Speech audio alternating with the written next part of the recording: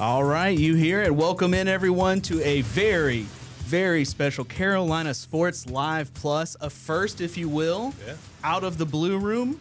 We are covering all things NFL Draft. We have an incredible crew here tonight. I'm producer Austin McCollum. We have Carolina Sports' own Gabe McDonald, Casey Funderburg, and you can't do a great CSL without Al Wallace. Guys, welcome in to what is going to be a very exciting few hours here. Oh, absolutely. I mean, the NFL Draft, obviously one of the, highly anticipated days on the NFL calendar each and every year. We see it now since it's been on tour. Fans come out in droves, incredible turnout up there in Pittsburgh. And an exciting time, especially when you think about just the Carolina Panthers coming off their playoff appearance and now being in the middle of the draft, different territory than previous years, but still a lot of talent around that 19th spot. And they're looking to add an impact player and somebody that can help them continue to build as they look to be a contender in the coming years, guys. Al, I want to know what you just from a player being on a team when it's draft night, okay, we're about to add fresh blood to the team and all of these things. How exciting is it for a guy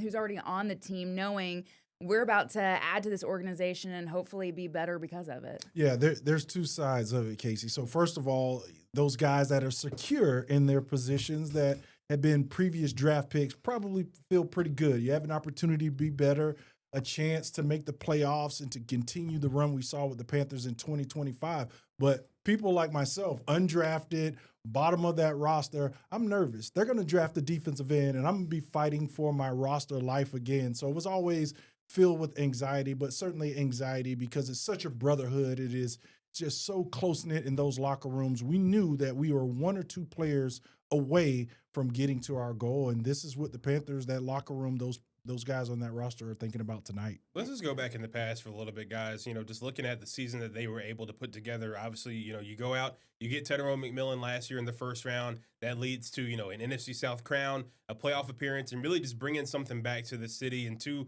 the Carolinas in general that we really haven't seen in quite some time.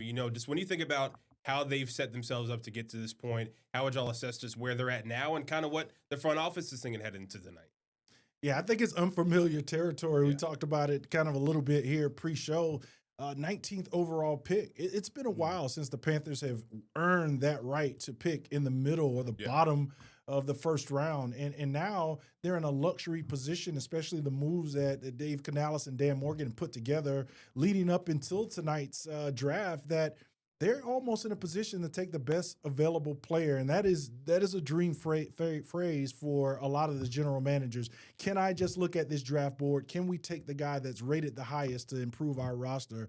Unfamiliar territory. I think it's a good night, but certainly all of us are going to be waiting to see how 1 through 18 play out. Yeah. I'm really interested to see who they pick up and what they do with them because I don't think, maybe Al, you thought differently, but I don't think a lot of us saw Tedero McMillan. That wasn't the first name that came into our minds last year. We were being with you last year. We're thinking defense, which is also what we're thinking probably again this year, but they surprised us going offense, getting T-Mac, and we saw what he did in college. We're like, all right, he was a solid player, just still didn't seem to be the need that the Panthers needed. But then this season, imagine had they not picked T-Mac and had we not had the season that the Panthers did, I think was so impressive. That's what's so cool about the draft, right? You never know what these guys are going to do until they actually get there.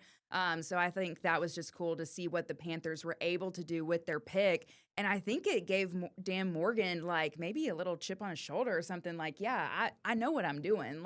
You guys don't need to doubt me. And we kind of questioned it, And so I think that's what's been really cool about this past season for the Panthers and what could be cool this year once we see who they pick and what they're able to do with him. Yeah, and Al, you went to war with Dan for many years, a guy that obviously, was 11th overall pick back in 2001. Just have you seen his mindset evolve, just going from a former player, how he was on the field to now, being somewhat a little bit more reserved, but still cerebral in his approach to be able to build this team to what it was when you guys were on the field. Yeah, it's funny because you see the same look, Gabe, in his eyes. He's a dog, just like he described. And that's what he wants in the franchise. Conference. Yeah. He just talked about it. Hey, man, I'm looking for this type of player. And when he says that, he understands exactly what that looks like, what it means, who he wants to build, how he wants to build this roster. So I think you guys see me every week have a little chat with Dan, a little passing, and he's just quiet, but he still has that determination and that plan in his eyes. I did not get it. I thought it was Walker, the edge rusher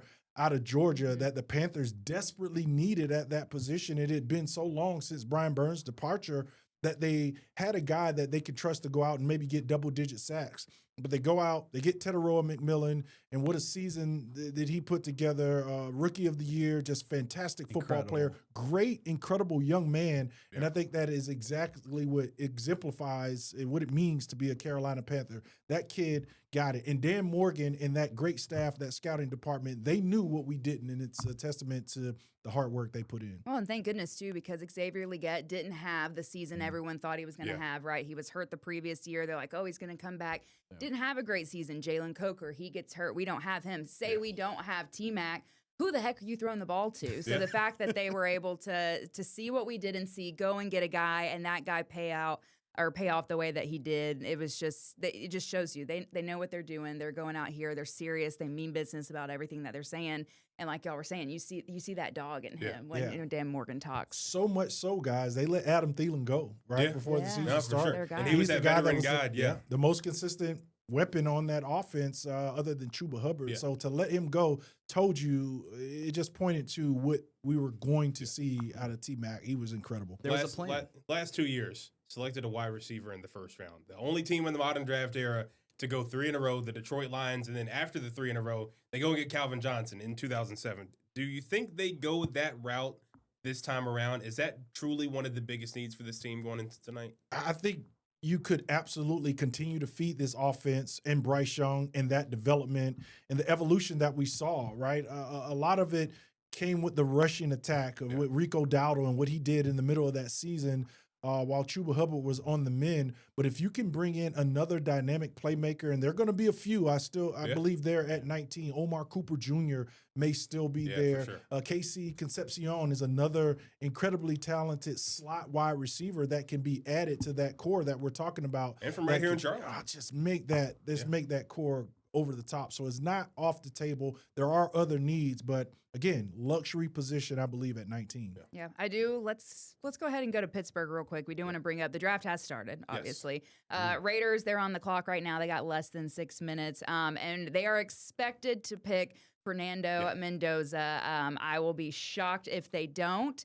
People are going to lose a lot of money. They wouldn't win any money to begin with if you're betting on him to be the first overall pick. But just when you look at Al, what he was able to do last year, kind of just came out of nowhere. I mean, nobody expected Indiana to win anything in football. We think about them as a basketball school. Yeah. Kirk Cincinnati comes in these last 2 years, an incredible turnaround. They're probably going to make a movie about it one day. But just when you look at the Raiders, new head coach, and I believe Clint Kubiak coming from Seattle, got Ashton Genty last year. That offensive line, though, still kind of spotty. How do you see his game translating at the next level, marrying, a first-year head coach and a rookie quarterback here in year one? Well, let's talk about his toughness first behind that offensive line or lack thereof. I think you need someone with the mentality of Fernando Mendoza and his ability to scrape himself off the ground, even at times with that great team in Indiana. I think that toughness is going to serve him well. But the most important attribute that he's going to bring to this Raiders team is that it's consistency, and he does not make mistakes. He's just not going to turn it over, right? And has that ability, like we see in our own Bryce Young, that when he does, he forgets about it. He's going to line up. He's going to get back in the huddle, and his teammates, the guys around him, are going to absolutely believe that he's going to be able to get it done. So I like that for this team. They're not quite ready. It's a work in progress, but they have a guy that's not going to cause it to crumble. He's not going to be the piece that makes it fall apart this year. He's going to stabilize them because he's not going to come in and make mistakes in the offense that's trying to develop. Yeah, and he's one of the only guys, at least that are projected to go in the first round, who actually did decide to stay home. Which I thought was an interesting choice. But also, I kind of respect him for it. He decided to stay home. His mom, you've been following his story, has MS, and so it was just going to be a lot for them to travel. So he's actually in Miami right now watching the draft with his family. He said it was important to be with all the people that supported him and got him to where he needed to be today. And he was like, I've got to get on a flight the next day anyway, so why would I fly to New York, to fly home, to fly somewhere else? And I think that just speaks a lot to his character, right? Like part of you is like, no, you got to be there and walk across the stage. But then it's like, is that the big moment in your life, or is just like being with your parents who have done every single thing for you? Yeah. Is that the most important thing? Like you're going to have all these big, hopefully you'll for have him, all the photo he'll have ops these and big everything moments. afterwards. Absolutely. And I think that's one of the things too, we've even talked about it, obviously being a later round pick, but even we've seen a lot of guys, over the last several years, top guys. You look at, Trevor Lawrence, you look at, Baker Mayfield, a lot of other, top overall picks. They haven't been there either. And I think it's one of those things where you want to be, like you said, you want to be around the people that you love the most, that have helped you get to that journey. And it's just one of the things when you think about, just all the family, all the friends, your former high school, college teammates that are going to be able to come out. I think, this is, for him, obviously before, eventually getting married, having kids, this is probably the biggest moment of his life up to this point. So I think just having that family atmosphere, it certainly makes a big difference because this is something that he'll never forget for the rest of his life either. Nope. And the pick is in. So wait. There we go. There we go. You're going to hear that a lot tonight, folks. Yes. The pick is officially in, we'll wait and see. I think Roger Goodell should be coming up to the stage shortly. Yeah. Hopefully we see Ty Simpson, probably the second quarterback if you're watching the draft as well. Ty Simpson probably going to go later in the first round. Eventually we'll see if he does from Alabama. But Fernando Mendoza likely about to hear his name called officially as the top overall pick. I think that's the guy that, we've seen him kind of grow over the last several years and really just this year too. I think you look at his business-like approach, a guy that, you think when you hear him talk, you think of a guy that's going to be working on Wall Street one day and possibly not a quarterback too. But I think just a guy that's wise beyond his years and certainly, going to be a difference maker. And Roger Goodell heading to the stage right now to announce the first pick of the night here in the 2026 NFL Draft. And certainly an exciting time up there in Pittsburgh. First QB pick since Joe Burrow in 2020. So okay, there we go. It's been announced. Hugging mom. So that's also a big deal. It's been 6 years since they've drafted a QB number one overall. So for him to kind of break that streak was also really good to see, and seeing him around his family as well. So it is official. Incredible moment. Fernando Mendoza. There it is. Your number one Vegas pick, Raider, the number one overall pick. Now the fourth quarterback, I believe, now to go from Heisman, national title, now be the number one overall pick. The first one to do it, a guy that came here to Carolina, Cam Newton, back in 2011. That's right. You also had not Kyler Murray, but also Joe Burrow did as well. So definitely an incredible fraternity, especially when you think about a guy by the name of Tom Brady being in the front office out there in Vegas as well. So he probably has a tight relationship with him and went out and got his guy. And we'll just see what the future holds out there in Vegas. I think, like we've talked about, Al, before the show, building out that offensive line to be able to, help those skill players. You got Brock Bowers. We know he's probably going to get a ton of targets because we know young quarterbacks love tight ends, and he's proven to be one of the best in the game as well. If you're watching for fantasy info, that's my cue for you to draft Brock Bowers if you're able to in the first round. But it'll be interesting to see just, what the future holds. And now we move to the New York Jets, who are now on the clock with actually, I'll pop up the graphic we were talking about earlier. Yeah. This is the order for tonight. If you're a little unfamiliar, again, Raiders just locked in Mendoza. The Jets are up second, followed by the Cardinals, Titans, Giants.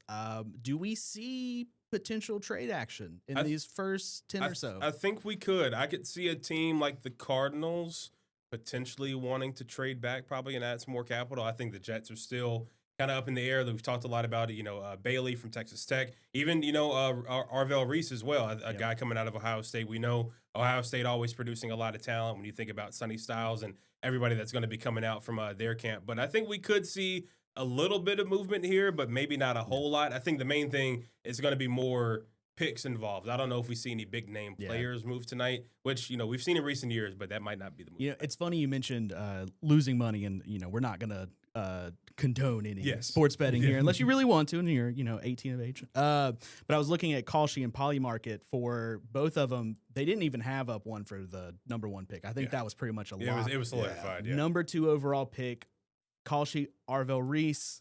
Polymarket, Arvell Reese, overwhelmingly over David Bailey and Jeremiah Love.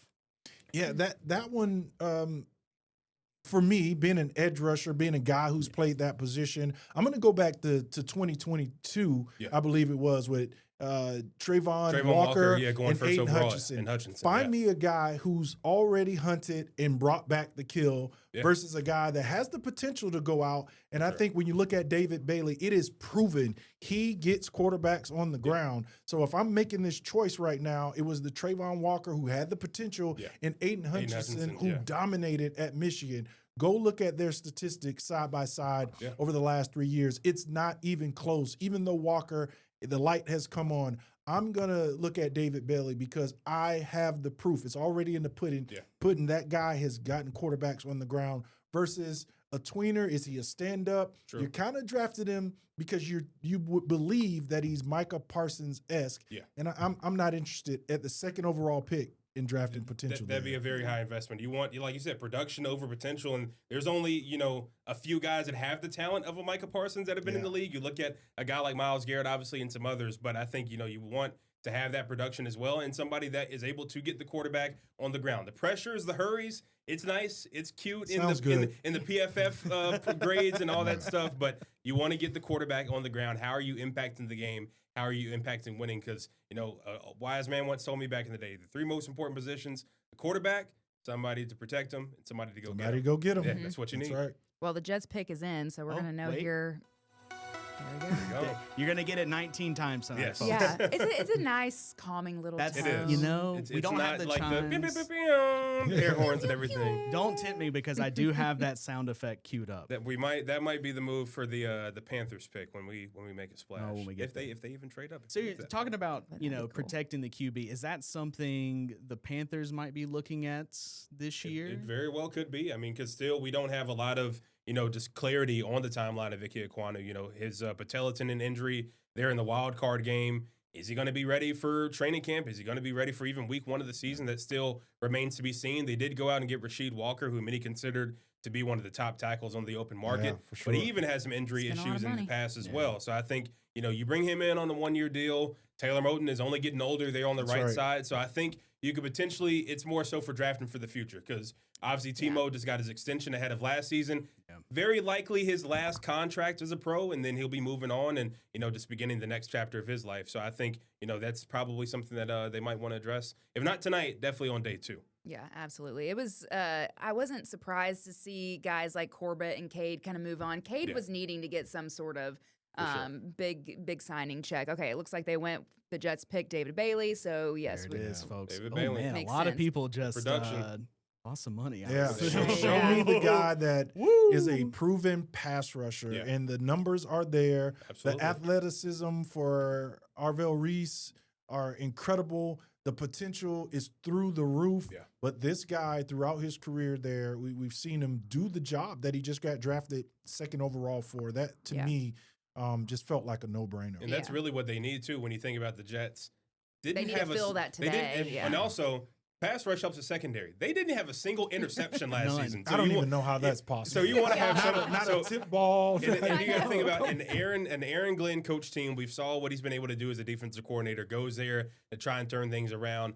Not a single interception in 17 games now. I think that's just mind-boggling. And now you have a guy that can impact, the secondary. If they have, not as much time to cover, they possibly can be able to make a lot of plays now. Now, you did give up Sauce Gardner to get an extra first-round pick, so that'll be interesting to see how they use that down the line. But, yeah, this is certainly a pick that's going to help them, help the defense as a whole, because if you're able to create a lot of pressure and get the quarterback on the ground, it can lead to those game-changing turnovers like we've seen. 2 young guys now with Will McDonald, the 4th, who was the only other player on that roster to have more than 4 sacks for the New York Jets a year ago. So to be able to pair him with a young guy, David Bailey, show him the ropes.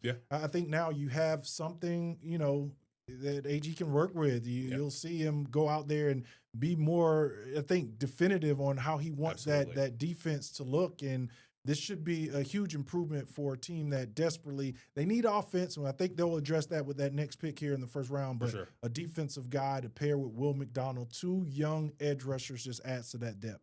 Yeah, he also had a really clean suit on tonight. Just want to mention a very solid look too. Yeah, the solid tux. I mean, we've seen. It had a little design in it. It did. We looked closely. Yeah, and I think now we're seeing a little bit of a return to the classic look with the draft fits because they got a little flashy there for a little bit, but now I think we're not seeing the 03 draft suits, the LeBrons, the 3X pants. The suits I wore in 03. Oh my god, the suits, 4 buttons. You could have cuffed them up down there. The 4 button, you got all 3 buttons buttoned up here, and then just leave one up top. So I think it's he definitely had a nice fit. Well, now with like NIL money too, these guys are hiring stylists. That is true. They are going out. They are getting professionals. Oh my gosh. So I'm glad you bring that up because that's a story one of our reporters is working on here for tonight for Queen City News at 10 about.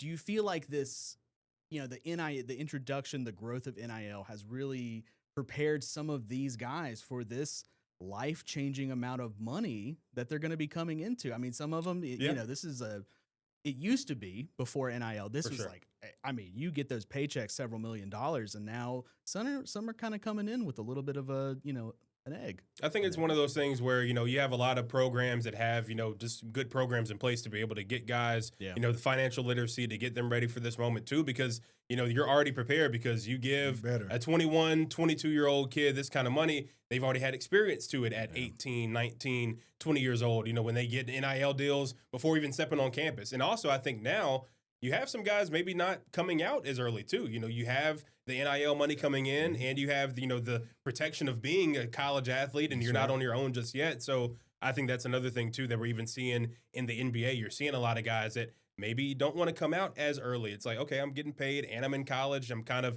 protected being on campus. Let me wait a little bit. Let me wait to grow up and not be in a rush. But I think it's good that a lot of these guys do have that in place. That way, this isn't such a shocking thing to them. What you don't see, guys, at the draft is the tiers because those guys already got money. Yeah, the tiers came because they're saying, Mama, we made it. Yeah. We got some money now, but they've gotten that already in college. So it's just about where am I going to go? What's the next chapter in my life? What city do I set roots in and really grow up and become a young man in the NFL? So, long gone are the days where you see some of the emotions that just pour out all over the stage because they realize that they've really just walked to the commissioner and got handed a lottery ticket for Do you think that's going to change the game, change anything at all, or it's just it's not going to make it any less special, but the fact that we're not going to have these big moments like that, I don't think it takes anything away from it because I think these moments are moments that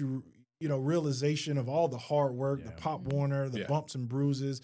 For some of these guys, they're journeymen. Just go and look at this draft and find out how many guys are getting drafted from a school. It's a lot. So just to be able to be in one place and learn and develop your skills as an NFL player is the big deal tonight. Yeah. We got the Cardinals pick is in at number 3 overall. Here we go. We're going to take see it. what my favorite direction part of the they go. Another team with a first-year head coach as well. So we'll see just kind of what direction they go for the future. If you're picking at the top, you probably had a new coach and a lot of new players coming. Yeah. Jeremiah Love, he was the big one that was talked a lot about when it came to the Cards.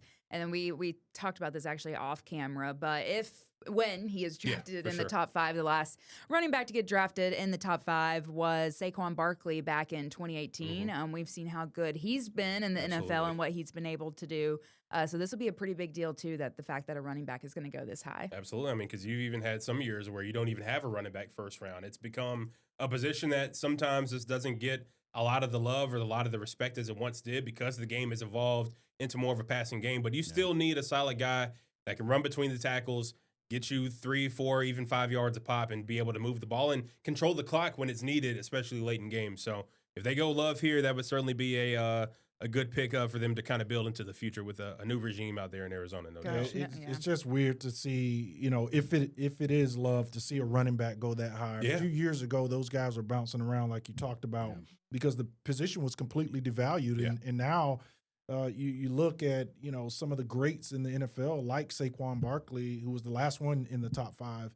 It's certainly a resurgence, rebirth of the running back position.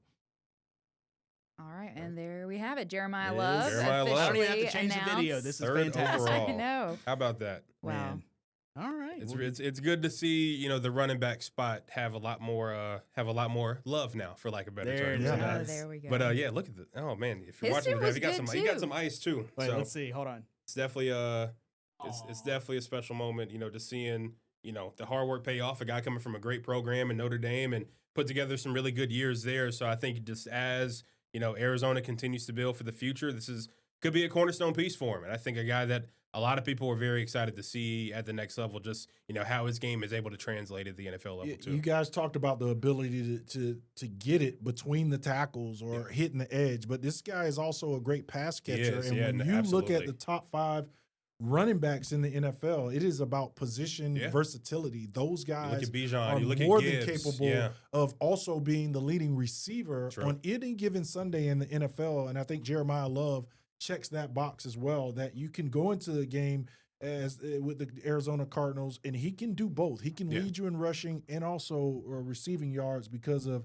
his ability to catch the ball and be just great in space, and that's how you become the 3rd overall pick in the NFL draft. Another really good weapon, too. They just showed the graphic with the different running backs, and you mentioned a couple of them, Gabe, but also someone who was here at Carolina, Christian McCaffrey. Yeah. I mean, we saw what he was able to do last season, but then what he almost was able went to do for here, band again. Yeah. I know, and just the yards after catch and everything he was able to do. I mean, it just shows you how explosive and how precious these guys are to these offenses. Yeah. I mean, they're starting to really be relied on heavily. I mean, look at the Panthers and how much they relied on Rico and Chuba this past season. So, yeah. It's one of those things. I mean, you want to be able to, just whenever, you're playing in the elements or you're playing a team that has, a solid secondary, you want to be able to turn to the run game. Or when you get into the 4-minute drill and you don't want to give the ball back late in the game, you want to be able to go out and be able to get enough first downs to be able to ice it, because you don't want to be in a situation where you have your defense in a 2-minute drill. So I think, having, a solid running game is still something that's important in today's game. And just, I think for running backs now, in college that are coming up, seeing a guy go this high again, because, you look at mid-2000s, early 2010s, the running back was still a premium position when you saw a lot of guys come off the board early, and then it kind of fell by the wayside a bit. So I think now, knowing that you have a guy that can be a dog and go this high in the draft, it's definitely a good time for those young running backs coming up. So definitely a exciting night for his family and all the Notre Dame family as well. They always got a lot of talent coming out of that program, especially led by Marcus Freeman up there. Oh, yeah. Marcus Freeman, he was at a game I covered one high school football Recruits game. the area very well. Yeah, comes down to Myers Park. Where was I at Myers Park? I believe so. Yeah. Friday night, and I remember just I'm filming this guy, and the player I'm filming is who he came to watch, but he just walks into the frame of my camera, and I was like, oh, there's Coach Freeman. Familiar face. No, you never know. I mean, that's the thing. I mean, Charlotte has a lot of talent. I mean, you're going to see, and we have seen, tons of college coaches come down here, and a lot of products, from the area that are likely going to get their name called over the next few days. It really starts and ends with a guy like Casey Concepcion. Went to Chambers High School, then ended up prepping at NC, or went to Chambers. Started his college career at NC State, then ends up at A&M. Truly a guy that we've talked about, possibly linked to the Carolina Panthers. We talk about a guy that can be a dynamic returner, a good yard after catch guy, kind of be that wide receiver 3 there in the slot, because we know, and it's pretty much been solidified, T-Mac, Jalen Coker, they're your 1 and 2. Everything else after that is kind of up for grabs at this moment. Even got a guy like John Mechie coming in. We know has a great relationship with Bryce Young. So I think there's going to be that'll be a fun battle to watch, to see who rises, to be one of the 5 or 6 guys that they carry on the roster when we get to that point, once we see these guys back together again. Yeah, I love this time of year, guys, just coming back in, getting into the offseason program.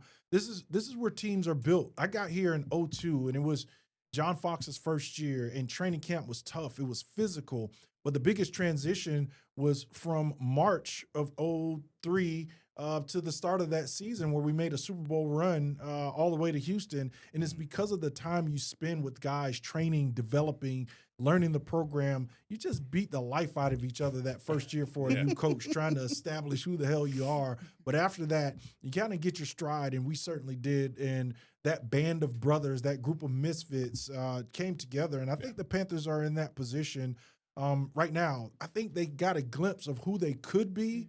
And again, we got 1 or 2 pieces. We added Jake Delhomme that same offseason, and we added Steven Davis. Think about the impact those 2 guys had on that 2003 team that took us all the way to the Super Bowl. I think Dan Morgan, Dave Canales are really close this offseason. Oh, absolutely. I mean, it's all about, just being in alignment, and they've talked about it a lot, just making sure that they have that conviction on guys, like knowing, like, we're making this pick. And we've even seen, articles come out after last year, like, Grant Tillis even said that Dan Morgan was pretty much in on T-Mac in September of the previous year, when he was starting his college season, and he had eyes on him, and he went out and they made that pick, and it obviously paid off. So I think they're hoping to have the same fate again as we move through the draft. The Titans, their pick is in number 4 overall, so we'll see what direction they go. Obviously, had the first overall pick last year, took Cam Ward, and now we'll see as they look to continue to build out there in Nashville, Casey's neck of the woods. Yeah, they need a little offensive firepower over there. They don't have much going on, and the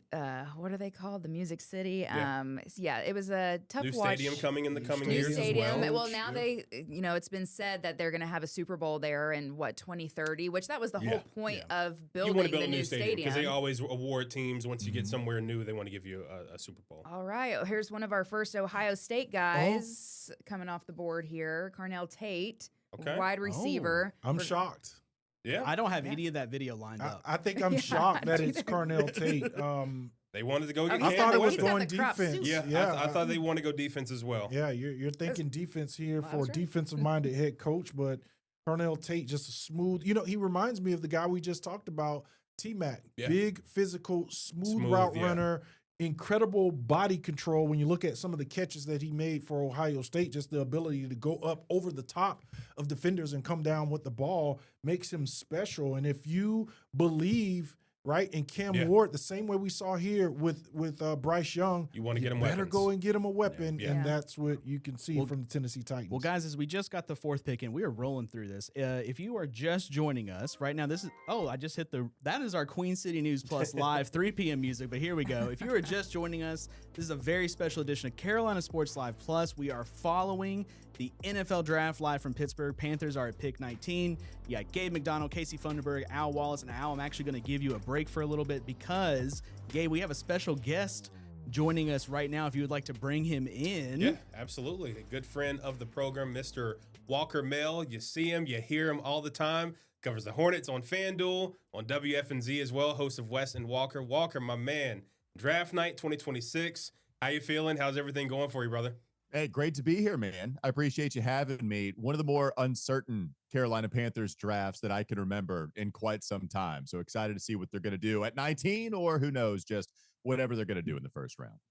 And I think this is just interesting territory, too, when you think about, the last several years we've seen him in the top 10. We've seen him in the bottom half of the draft. Obviously in 2024, didn't have a first-round pick, trade back in to get Xavier Legette. When you think about just the biggest needs after what they did in free agency, because they did a solid job going out and getting guys like Jalen Phillips and even Devin Lloyd as well, what would you consider now, after those moves, the biggest need for him heading into 19? Yeah, man. I mean, Dan Morgan even talked about it, how they are truly in a position to take best player available. But really what that means is they can really go into a bunch of different buckets of guys that might even be luxury picks. Luxury pick seems a little strong. I'll use that in air quotes, but I think the biggest need now, if you just look at who could come in and start right away, I think that free safety, which of course would lend itself to Dylan Thieneman, the safety out of Oregon, the center field ball hawk type of safety, because they have Lathan Ransom on the roster alongside Trevon Merrick, but those guys are more so the box safety type. So I would say the free safety is probably the biggest need. And then I think you're kind of going to some of these specialty positions like slot corner, like slot receiver, or maybe even somebody that just has that versatility with Jalen Coker lining up in the slot about 60% of the time in each of the first 2 seasons that he's been here in Carolina. So those would be the biggest needs for me. It's free safety as an outright 100% of the snaps per game type of starter would be free safety. And then it would be either slot corner or that receiver that can play on the outside, but certainly would have some ability to play at the slot position as well. I've seen a lot of people, not a lot of people, but just over the last couple of weeks, talk about getting someone to play that slot receiver position, which we thought would be kind of odd to see the Panthers go 3 receivers in a row. But Walker, I kind of agree with you. Like, that's been a position that could be filled with the Panthers. It's something that's been brought up in a couple mock drafts, that finding someone that could go there and could play that more specialty position might be the better pick for the Panthers going forward. I think you're right there on the money saying that, outside of a defensive player. Well, it drives me crazy when people say you can't draft a wide receiver 3 years in a row in the first round. Yeah, if you hit on them all, but it doesn't look like you hit on all of them. If you've hit on one, you got one. Right. Right. If it's a need, then it's a need. Yeah. Then you go after the need where you deem fit. And 19th overall, if Casey Concepcion is your guy who does have that versatility to line up on the outside and in the slot, then go get him.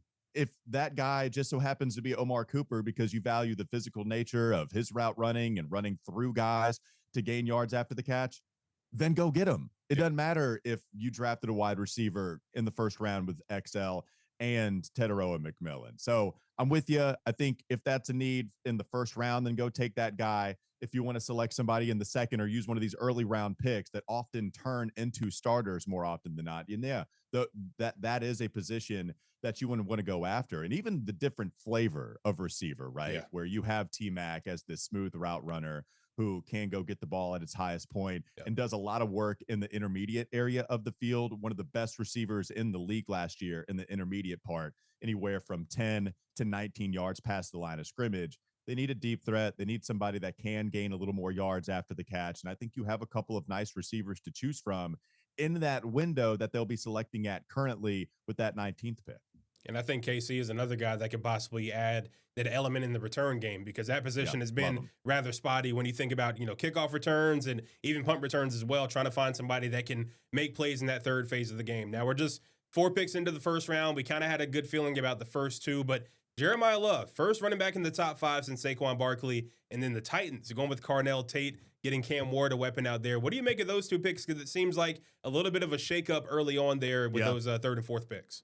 Totally fine with the Carnell Tate pick. I thought Sonny Styles was going to be the guy here, especially after the combine. So a little surprised, but it makes sense going after the top wide receiver in the draft to give to your second year now quarterback in Cam Ward. The Jeremiah Love pick, man, I don't get it. Like, look, this is not an indictment on the player because I love Jeremiah Love. Like, he's actually one of my favorite running back prospects that have come out in quite some time. He's been fun to watch for sure. Man, he's so fun. I'm with the hurdles. I'm with the pass catching ability. I'm with all of it. But if you're Arizona, I mean, you talking about Carolina spending high picks at wide receiver in the first round each of the last 3 years. Arizona hasn't done it in the first round, but they just used a pick on Trey Benson. And so that was a second round guy. Like, I guess they don't believe in him anymore. I know James Conner is coming off of a bunch of injuries, but he's always been a rock solid player for them. I guess he might not be coming back for him. But look, I think you go back to last year and you see what happened with Ashton Genty.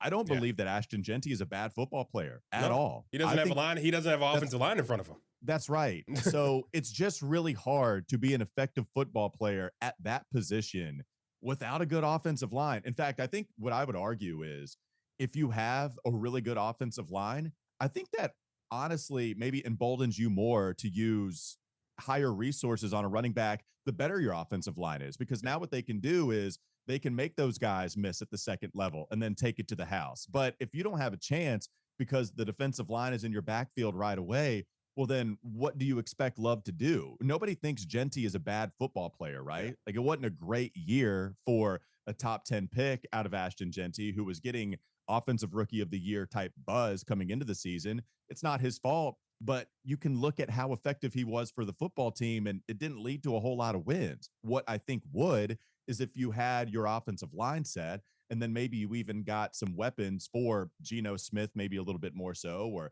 set up your defense for more success. But instead you went with Genty, and okay, like now you can start building the offensive line. But what did the Raiders do this year? Well, okay, a new need popped up. Didn't expect quarterback to be a need. We thought we went after Geno Smith for a reason, but now it's Fernando Mendoza. All right, now we have to backtrack a little bit. Now we got to go get a QB, and we still don't have a lot of offensive line help. Cardinals still need a QB. That is true. So what are they going to do? Are they going to draft a QB this year in Ty Simpson? Okay, great. He might work out, but if he doesn't, then are you going to use one? Right. Are you going to use a draft pick in 2027 on a quarterback where that's considered one of the best quarterback classes that we've seen in quite some time? Like, wouldn't you want to be in on that? And now you used a pick on Jeremiah Love, who might be awesome and still experience a year like Ashton Genty did. So I think he's a fantastic football player. I hate the pick here for Arizona.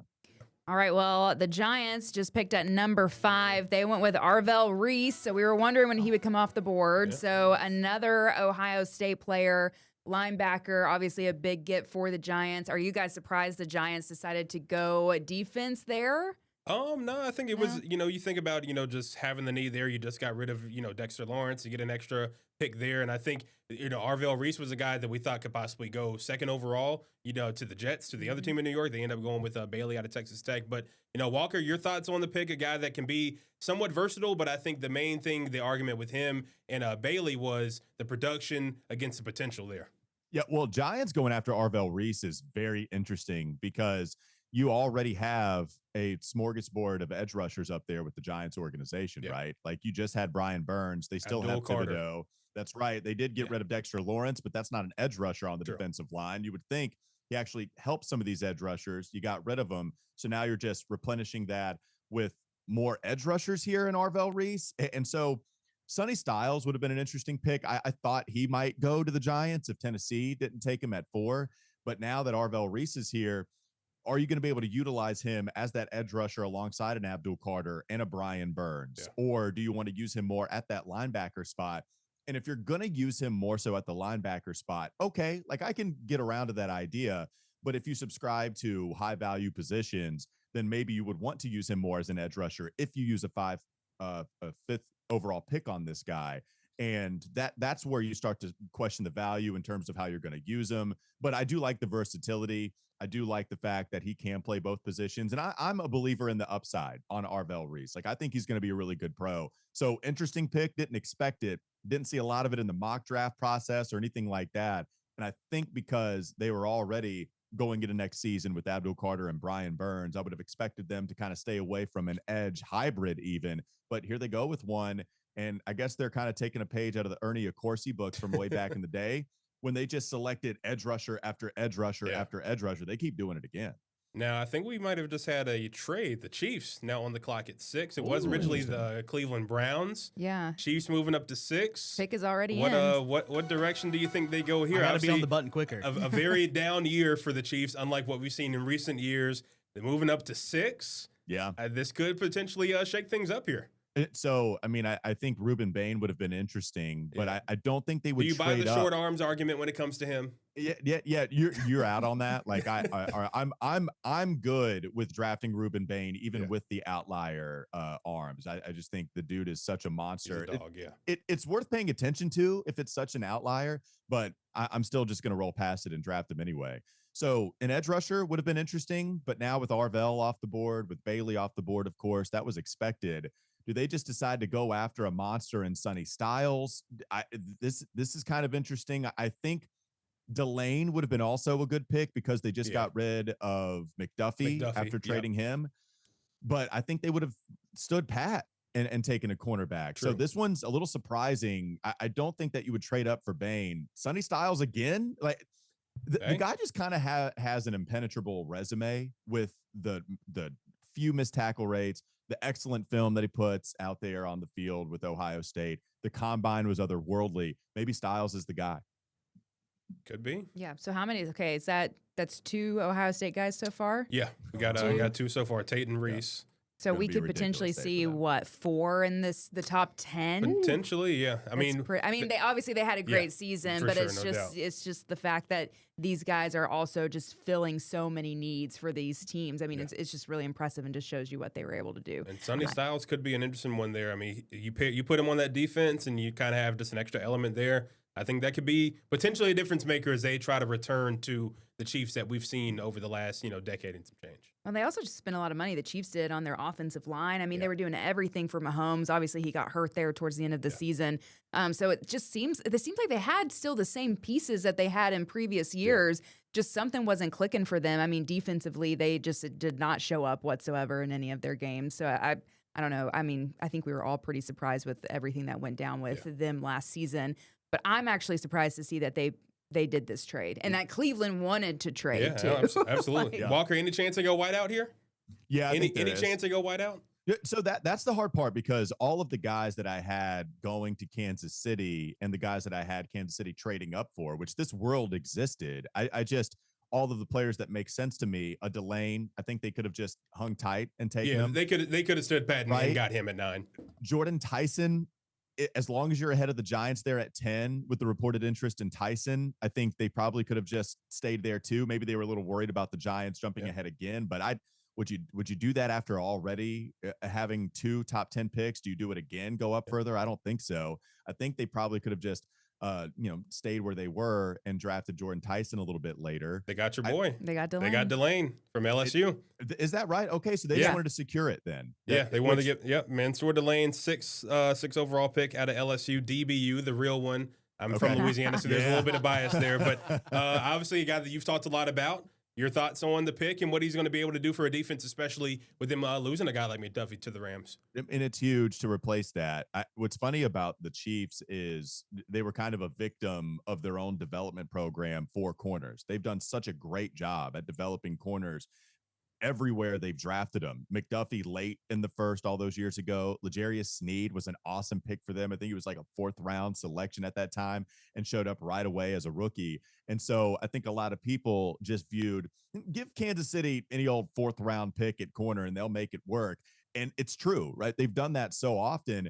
But if you're that defensive coordinator in Steve Spagnuolo, I'm like, man, can you give me just a really talented guy though? Like, would it be cool if I got a top 10 selection at corner to make work, especially on those exotic corner cat blitzes, which he likes to do in crunch time, by the way, and someone that just is going to body you up out there, out wide, make instinctual plays on the football too, coming off of his man, maybe even in zone. So I really like Mansour Delane for Kansas City. I thought they could have just hung tight and taken him there, which is why I was like, okay, I didn't expect him to trade up to go get him, but I have no problem with it. If that's your dude, then that's your dude, and you go up and get him, especially for a team that's trying to win now, trying to contend. So I have no problem with it. Love the replacement here with McDuffie gone.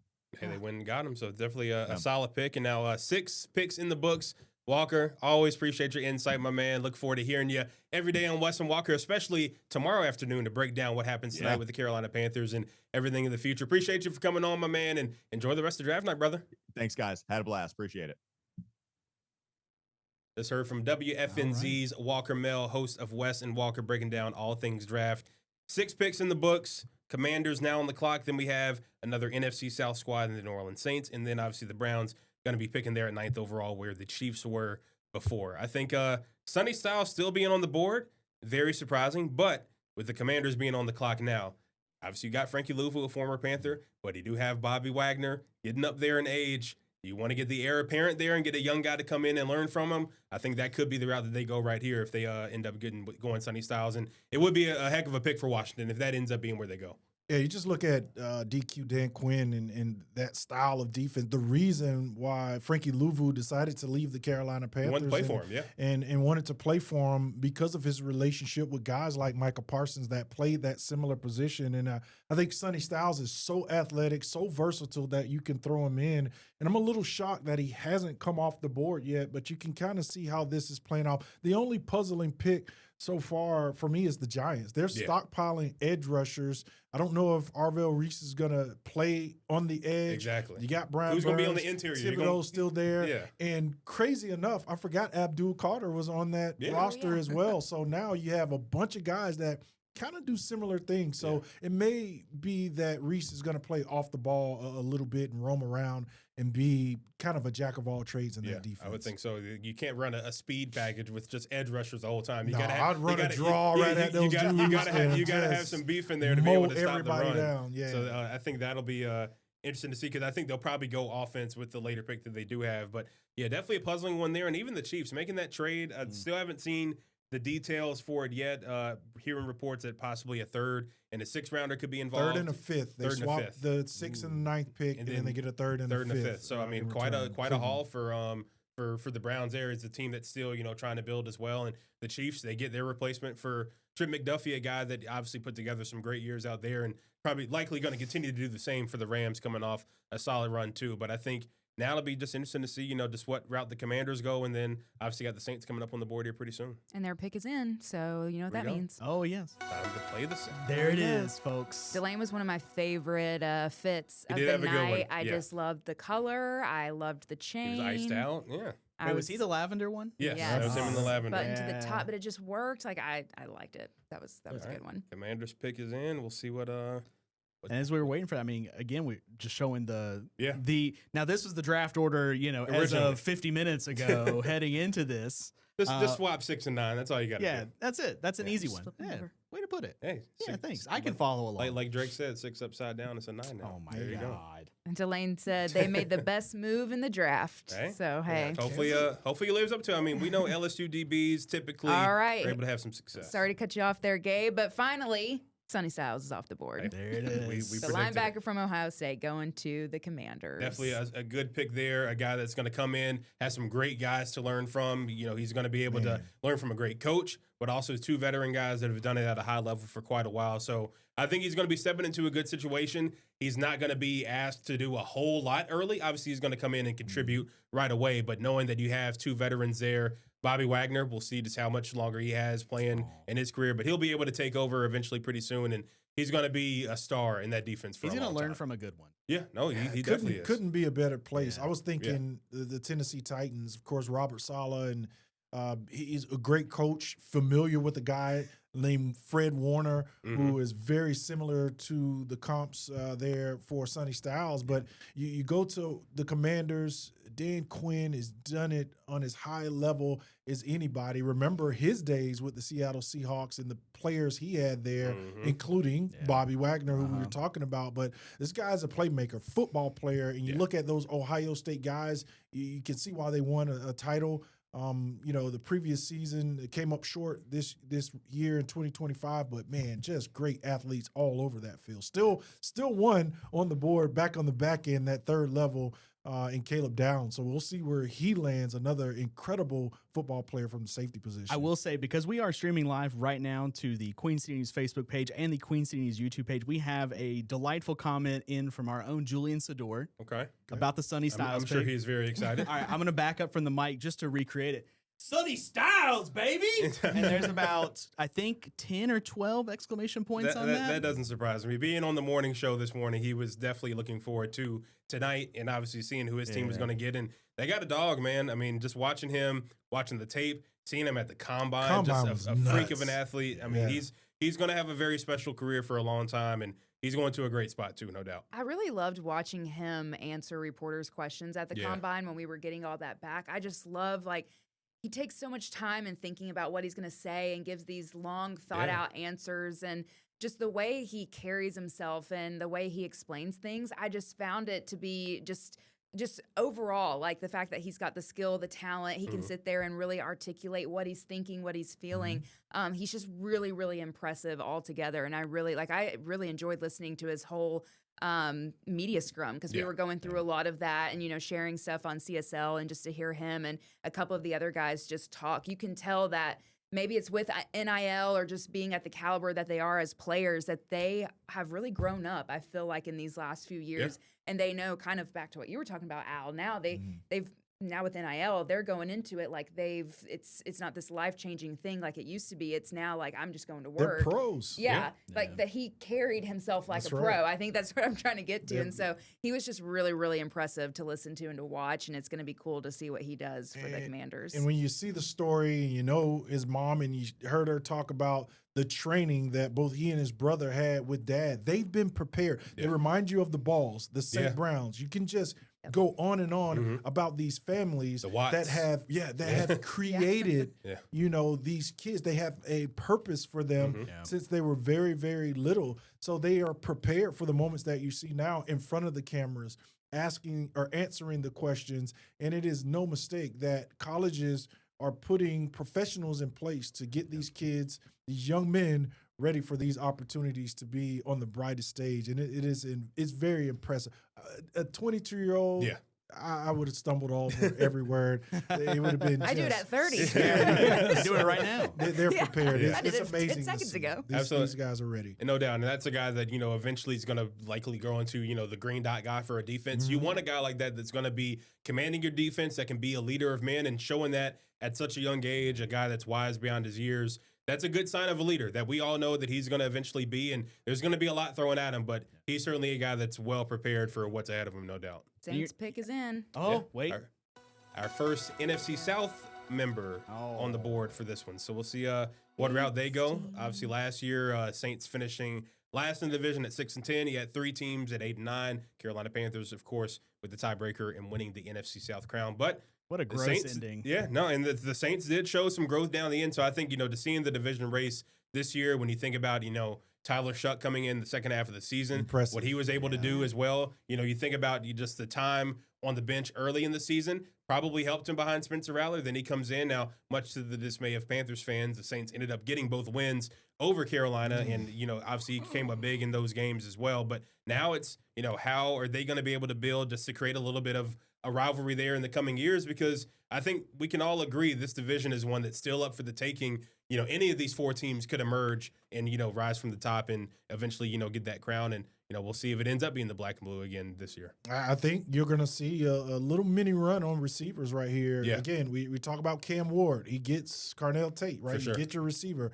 Tyler Shuck is going to get a wide receiver. Yeah, because after Chris Olave, a guy that's dealt with injuries, don't really have a lot of depth in that room too. So I think you could see them. We even talk about maybe not. I mean, all the teams in the division, because you think about Tampa. Mike Evans no longer here. I'm sure a lot of Panthers fans are very happy about that now. I'm glad. And San Francisco as well. So I think you look across the division. Receiver could be a potential need for all of these teams, honestly. Yeah, it's going to be interesting to see which one of these receivers go off the board next. Yeah. But it also starts to set up in my mind. We talked about 3 straight first-round receiver draft picks for the Panthers. If one of those guys is going to be there, and I think they're going to get a weapon here with this pick for the New Orleans Saints. A wide receiver is going to go there. They need help all over the place, but they showed some glimpses with Tyler Shuck, who's was one of the older quarterbacks. Yeah. The last guy that's going to be drafted, born in the 90s. That's right. Yeah, everybody else is getting drafted from now on. He was the last 90s born player to be drafted last year. God. So that just shows the times that we're living. As we get older, they get younger. So that's the league is getting younger and younger, and we're about to get that pick here shortly too. So as we wait for the Saints pick to come in, I'm wondering at what point in this draft do you feel like the Panthers, I mean, obviously they're going into it with a lot of different targets of who they want. At what point does it really start to materialize? Like what kind of picks are you thinking? Probably about 5-ish picks before. Okay. I think once we hit the teens around 12, 13, we'll probably see a little bit more shakeup there and how other teams go, and then you'll kind of have a clear picture of just how things are going to go if we see a potential run, because sometimes there is a domino effect, whether it's on tackles or receivers. There's going to be a lot in a row or a lot in every few picks. So I think once we hit the teens, get to about 12, 13, 14, about 5 picks before, I think we'll have a clear picture. Yeah, we haven't seen any of the big dogs go yet. Those offensive linemen. There are a number of interior offensive linemen. A few, Caden Proctor out of Alabama, big Spencer left Fano out of Utah. Muwaga out of Miami. Once we see those guys come off the board, I think they're going to clear the way for the Carolina Panthers to make a more definitive decision. I agree. Once you get around 15, they'll have a better idea starting to pick off those last 4 or 5 possibilities where they could land. Fano was a guy that I kept picking for in our show. I was like, I just really like him, and I would really like for him to go to the Panthers, but I will be very surprised if he is an option and if they go that route when it's their time to pick. Roger Goodell heading to the stage now. Looks like he's hyping up the crowd. Probably some boos coming in out there in Pittsburgh. Of course. You have to. Pittsburgh is a pretty cool place. Like, it is. Like, I don't know, as from a player standpoint, if it was fun to play there or not, or if the fans were.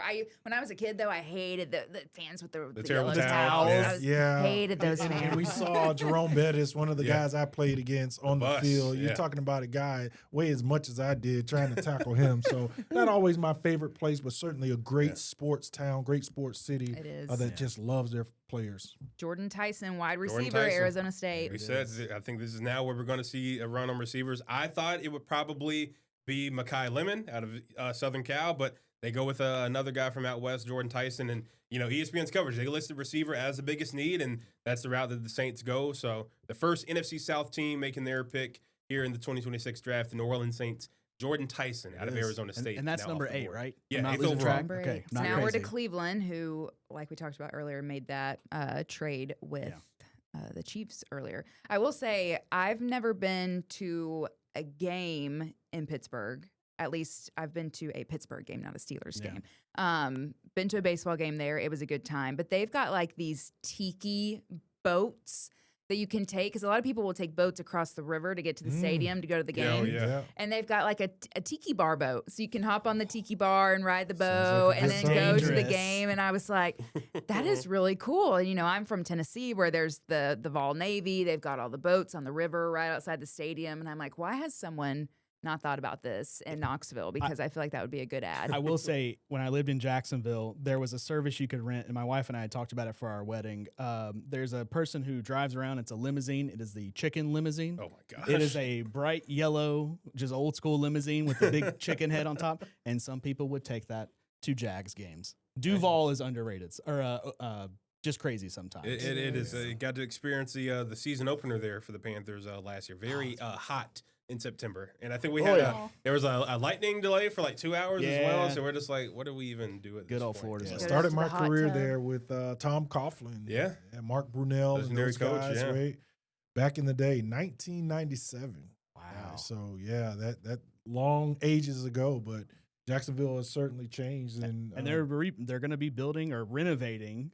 Stadium. When I was there, I think it was Yeah. TIA Bank Field, but now they're I think redoing Everbank the whole maybe thing. now. Yeah, Everbank. There was that's a lot of construction going on. I remember Oh. being there last year. There was very tough to navigate there after the game for post-game duties and everything. I'm like, where do I even go? Did you see the people in the pool? I did. yeah, I'm not doing the pool. No, you yeah, don't. all Yeah, the beer that everybody drinks during a football and you game. sweat. Yeah, like, public thanks. pool at a I'm good at on an NFL everybody game. else's body fluids. I wouldn't. I wouldn't. Do I have that. crossed off 2 goals tonight. I have brought up the chicken limo and the Jacksonville Jaguars pool. Hey, here's some. I'm good. Here's some emotion though. I was for about those to watching bring the that draft. up. I mean, Jordan Tyson Yeah. brought the the tears. most Holding up the emotional player jersey. so far, Yeah, absolutely. I mean, just a guy that's excited to be able to live out his dreams, and we'll see just what his career is going to be in New Orleans. JC Horn, Mike Jackson. That's going to be a new opponent for you guys. Coming up this year. Yeah, that's he's a tough cover. I Yeah. mean, I know he's You know just broke some down a little bit of injuries, the tape. Yeah. but you look at comps and they're talking about Odell Beckham Jr. You go on YouTube and you watch this kid show his athleticism. It is off the world, like off the charts. Like this guy can jump, body control, hands. He should have obviously been a top 10 pick here, but I think he is maybe the most talented, most athletic receiver out of the bunch here today. Well, guys, as we kind of get a little bit closer, because I think now we're on pick 9, correct? Yes. Okay. About to be on So as that. we get a 10 little bit picks away. closer, if you guys are just joining us, again, this is a very special, let's start the whole room here. This is a very, very special first ever live streaming event of the NFL Draft. We got Gabe McDonald, Casey Funderburg, the legendary Al Wallace. I'm your producer, Austin McCollum. We are covering just every pick as it comes in leading up to pick 19. And we actually have a very special kind of guest pick, if you will. Friend of the station, friend of the show, David Fowler. He sent us a video that I'm going to play of what he is kind of expecting, again, with 10 picks left until the Panthers. Let's take a look. What's happening, all my Carolina football fans? I'm David Fowler, Vice President and owner of 1 Hour Heating and Air, Benjamin Franklin Plumbing, and On Time Electrical. Today we're going to talk about the Carolina Panthers and the upcoming 2026 NFL Draft. Where are we at? Where are we headed? Who might we take? I guess we'll see. So let's dive into it. Where are we at? Well, we've had some injuries on our offensive line. Do we take an offensive lineman? I don't know. We have some other needs, right? We need a tight end. Well, there's a dang good one. Our guy Sadiq from Oregon. I think that could be a great option. Or maybe we take Stowers from Vanderbilt, right? Also a stud, could maybe even fall later in the NFL draft. So we'll have to see how that plays out. Safety. We need a safety. I think we got Nick Scott back. That's good. We got Ransom last year from Ohio State. He was a rookie, had a pretty good year, but I think we could still use some depth there.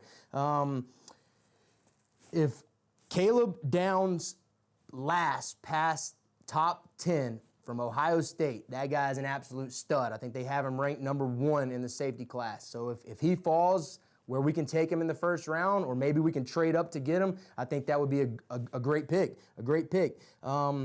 Edge rushers. Do we need edge rushers? I think we did a solid job over the offseason, right? We got Devin Lloyd. That guy's a 3-down back, right? A 3-down linebacker. He can stop the run.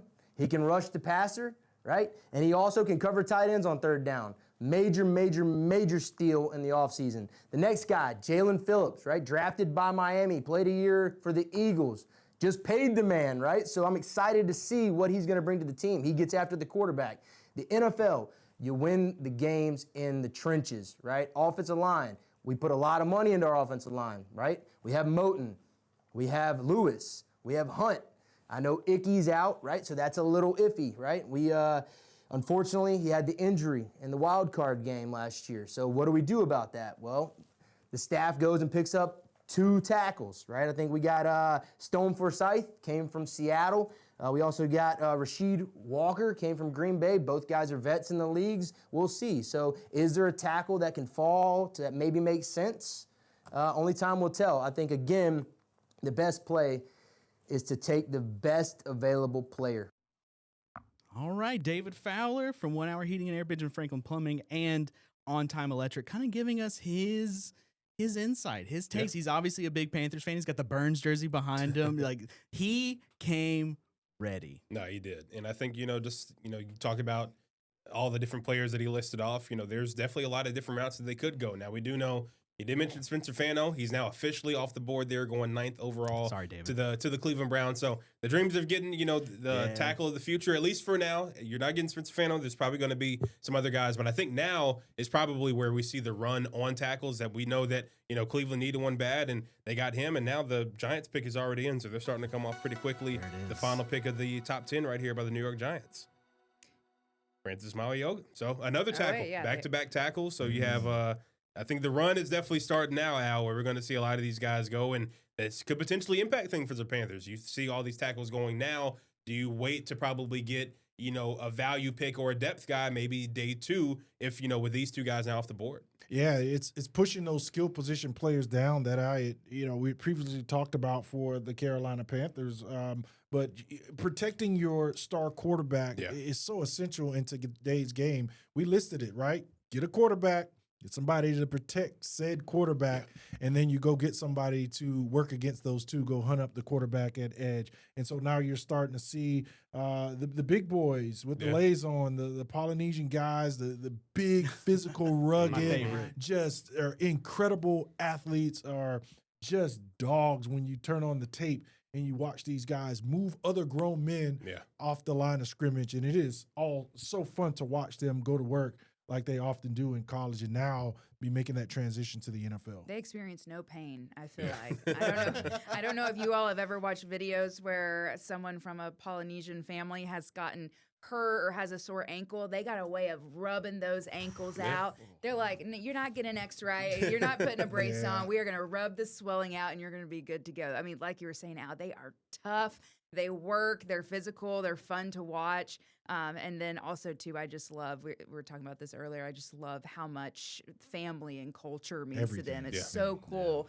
And I feel like most teams do a good job of celebrating that and showing that. I think T-Mac, we maybe saw a little bit of that with him and his family. So it's always cool just to see that and see different cultures here joining these teams. No doubt. Looks like we have another trade as well. The Dolphins were on the clock. Now the Cowboys up to 11. They're also picking 12th overall. So back-to-back picks coming up, at least for now, for the they swapped picks. They swapped, Miami is now going to be picking 12. Dallas traded up just 1 spot. So I think there's definitely a guy they have their eye on. If you're going to move up 1 spot, they definitely want to make sure that, the guy that they want is the guy that they're going to get, and that pick is in. And we'll see just who it is shortly. The Cowboys trading up 1 spot to 11th overall. Their pick is in, and then we'll have the Dolphins and then the Rams picking after. Of course, the Panthers just a few picks away there at 19th overall. But, this run on tackles, I think, did we see another tackle come off here to Dallas? I think there's a lot of other needs out there when you think about just all the different things that they have going on, but this potentially could be another tackle of the future when you think about just the history of that position there for that franchise too. Yeah, that team is known for running game, right? The defense has struggled the last couple of years, but if they want to get back to Dallas Cowboy football, especially on the offensive side, it starts with protecting Dak Prescott and allowing him to get the ball down the field to CeeDee Lamb and maybe George Pickens. Sign the franchise tag. We'll see what the future holds there. What happens on that front. But, it starts up front on that O&D line. That's where football is won. And if you have a need there, this is the time. You see the top 2 guys go off the board now. There's still a bunch of great offensive linemen that are going to go here in the first round. If you can grab one, Dallas did not wait. They wanted to move up to get their guys. We'll see who that is. It'll be interesting to see what Mr. Jones, old Jerry, does down there in Dallas with this pick. Do you think after seeing now who the Chiefs and the Browns ended up going with, do you guys feel like they made a good decision there with the trade? I believe so, because I think, they're probably – the run on tackles probably could have started a bit earlier. I think had, Cleveland stayed there and went another route, and I think they would have missed out on getting their guy. And I think still the Chiefs, they could have got Delane there at 9th overall. I think he's probably a guy that maybe would have fallen a little bit further, but I still think a solid trade for him, and they both get guys that they desperately need. You think about the Chiefs getting a corner with Trent McDuffie gone. The Browns obviously wanted to protect whoever is going to be their starter. We'll see if it's Deshaun Watson, Shador, or somebody else, but they still had to get a guy there to protect them. So definitely a solid trade there, and yeah, we'll see just how many more trades that we have tonight. I think we'll have a lot more other GMs working the phones, including one potentially Dan Morgan.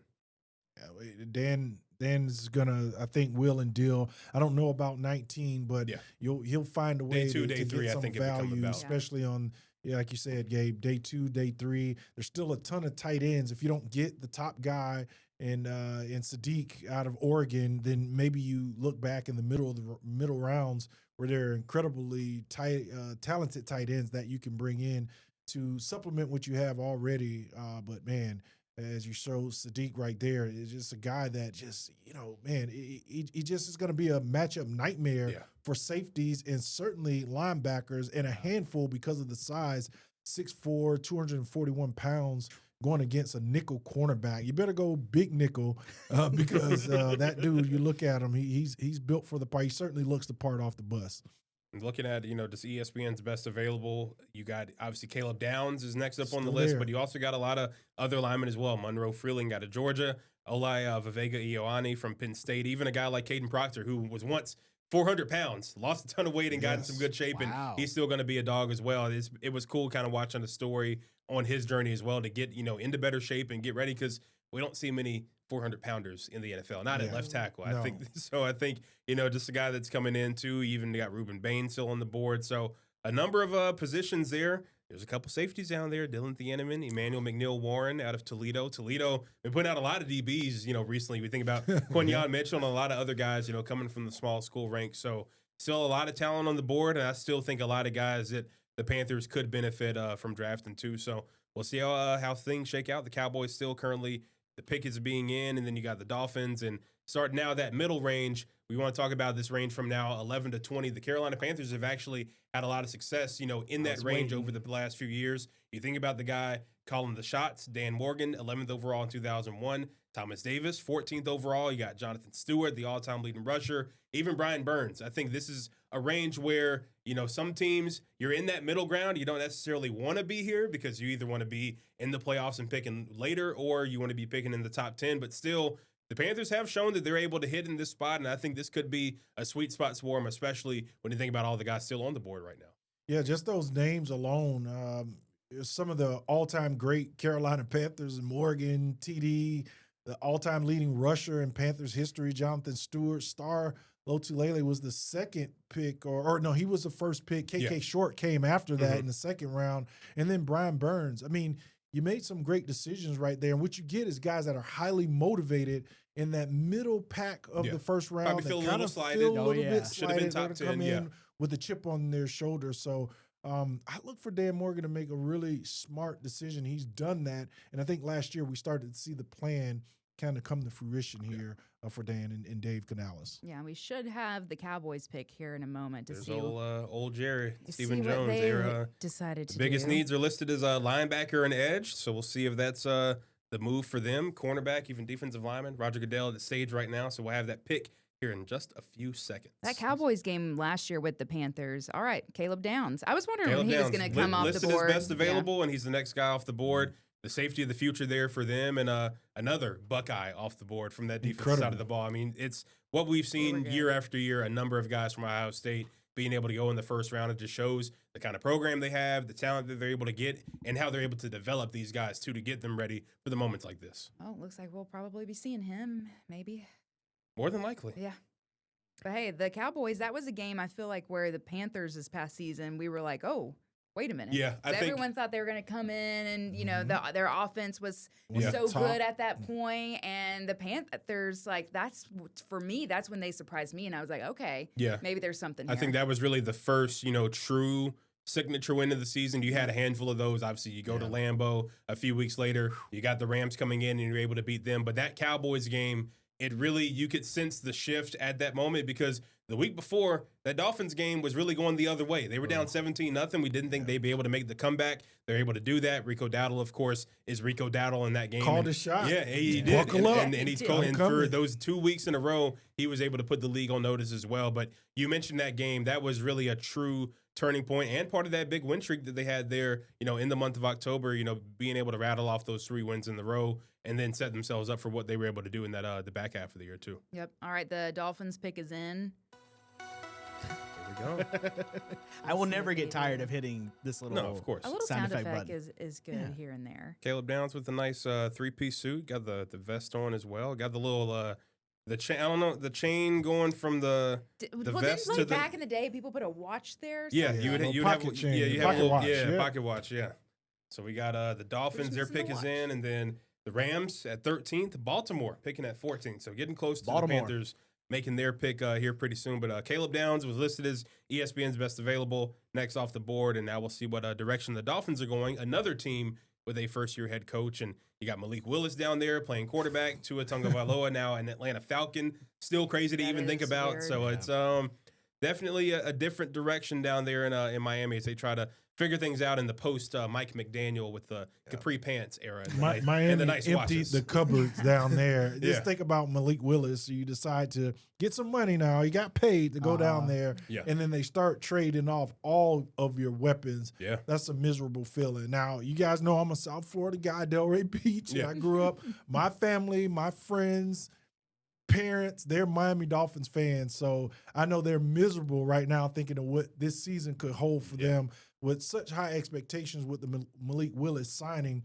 but then that roster completely changed. So it's going to be a few years before, they're back down there at Hard Rock celebrating some Miami wins. Yeah, absolutely not. It's all about, building things the right way. Could we see potentially a Hurricane become a Dolphin? Ruben Baines still on the board. You talk about all the trades that they've Messidor. made and Messidor as well. I mean, there's a lot of other guys that we could potentially see here, but I think it's definitely an interesting direction when you think about the Dolphins coming in and even 2 picks after them. You got the Ravens, another team going in a different direction. First-time head coach, the John Harbaugh era. Now he's in New York, which is still, going to be That's crazy gonna to be see him. weird. And That it's is gonna crazy be to see him weird. in blue and red after all those years out there. But Miami, definitely a tough road ahead, and we'll see if this pick can set themselves up for the future or if it'll be some years for them down there in the 305 before they're back to prominence as well. So, just a few more picks to the Carolina Panthers. And, the folks in Dallas seem to be pretty excited about getting their safety of the future. Yeah. Jerry Mr. got a Caleb bunch of Downs. those sons around to pat him on the back. Good job, Dad. You did it. You did it. You made the right choice. But this Dallas Cowboys defense needs a physical roaming safety like Caleb Downs that can just be a playmaker all over the field. And they've been missing that. They were thin at the linebacker position, a true interior linebacker position, and that secondary outside of the corners that suffered some injuries, they just didn't have the guy on that third level, that back end that can be a playmaker. I think Caleb Downs can do that. He could help this team start to return to Cowboy defense that could help that offense that at one point, like we talked about, was one of the tops in the league. They were the highest scoring producing offense in the NFL, I believe, when they came here to the Queen Yeah, they City. did. They were. Dak was on fire. I think literally was. after that game was when things just started to kind of off the crumble rails. for them. All right, Dolphins pick is in. Oh, you know what time it is, Casey? Here we go. Oh, Caden Proctor. Caden so Proctor. There We're it going with the is. offensive tackle. So you Out of go get Malik Alabama. Willis. You go get Give him a somebody to protect chance. him. That's Give the thing. him a You want to be chance. able to have the guy that's upright, and Caden Proctor definitely, just a monster there on the offensive line for Bama for so many years, and a guy that's coming in and certainly hungry to be able to, help turn a franchise around. But like we talked about, you got your quarterback, a guy that, obviously put together a few solid games to get his payday up there in Green Bay and now going to Miami. But now you got somebody to protect him. I think this is the right way to build it. You want to build from the inside out. You don't want to stockpile a lot of skill players and then don't have anybody to block for him. You go and address one of the biggest needs at offensive tackle. And, Caden Proctor, now a Miami Dolphin, first player from Alabama off the board in this year's draft. Roll Tide. That's for my dad. I'm sure he's tuning in. And he's a iced Bama out. fan. He got a lion on his chain. Seeing he's His iced suit out was for another sure. good one too. Yeah, I like the design on it. Return to the classic man here in this draft. I'm feeling it. Just simple, double-breasted suits. We don't need any crop tops, Ezekiel Elliott. These are young guys. Yeah, we don't need the crop tops. They're going to show off a little, ice. You see that? Get it right. Position it in the middle. Yep. The earrings and watches. The jewelry guys, trust me when I tell you this, they show up to the hotels with cases of jewelry for you to choose from. Mm-hmm. I feel like you're like really theater of the mind doing this for me right You're now. a couple I feel hundred like down by the time you walk across that stage. 100,000 or more now by the time you walk across this stage.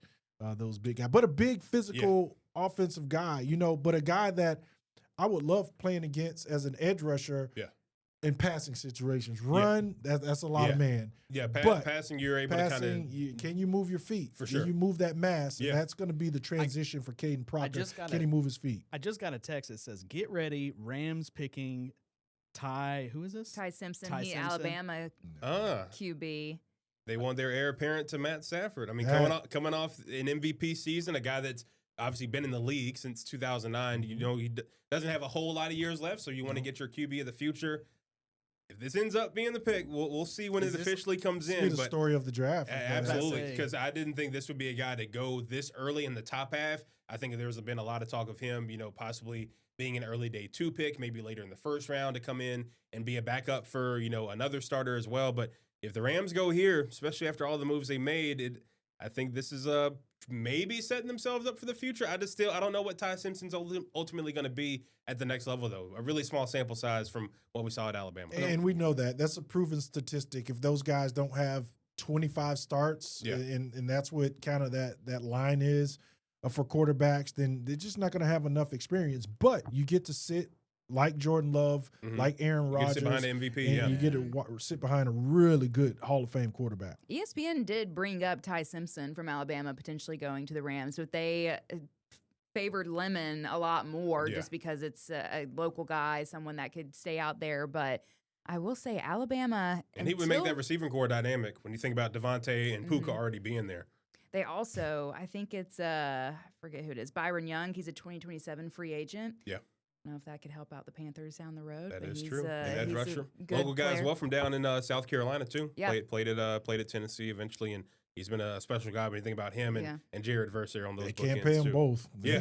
You got to pay one. And they are both really good. And as we just saw, Mr. Will Anderson reset the market for that position as well. $50 million. So, I mean, 134 guaranteed and 150 over only 3 years. So, that's the market's the market. What's the Casey? Well, they're showing Ty Simpson on the camera, but they've not said it's not in yet. They say the pick is in, but they're currently on a commercial break promoting the NBA playoffs. See, that's one thing we're not doing here, folks. Yeah. We are live without a commercial break until the Panthers. Yeah, no, not here. But the draft is moving quick. We're only a few. We're only a few picks away. I was thinking that earlier. I was like, I figured, we would be pushing 10:30 by the time we made it to right here. We're only a few picks away, and I think you think about the Rams too, a team that we saw twice last year at a front row seat. I think it's one of those teams where you look at the Panthers. If you had maybe a bit of an extra pass rush, how does that wild card game go? When you think about the 2-minute drive, and you think for the Rams case too, if they end up going Ty Simpson, then Matt Stafford, how many years left does he have realistically? Almost 40. But he got a young receiving core. Mekhi Lemon could be an interesting pick, but I think as we've seen the Rams over the last few years, they don't put a lot of stock in the draft picks. They want to build through free agency. Yeah. That's what got them a Super Bowl. So I think we'll see what direction they end up going when the pick officially comes in. But Ty Simpson, it would certainly shake up the first round if this ends up being the pick officially. Yeah, it wouldn't shock me that they draft a guy and just tuck him away for a couple years if that's what you're going to see from Matthew Stafford. But you do have Puka Nacua, Devontae Adams still there. Great offensive football team. Can you add a guy in the slot to supplement that receiving core like Mekhi Lemon? That would be incredible for a hometown guy, right down the road, right there at SC, to come in and acclimate to that football team really, really quickly with, McVay, who's just proven to be a wizard at offense. That's the right word for it. How much time they got left? Only a couple seconds. It looks like they're break.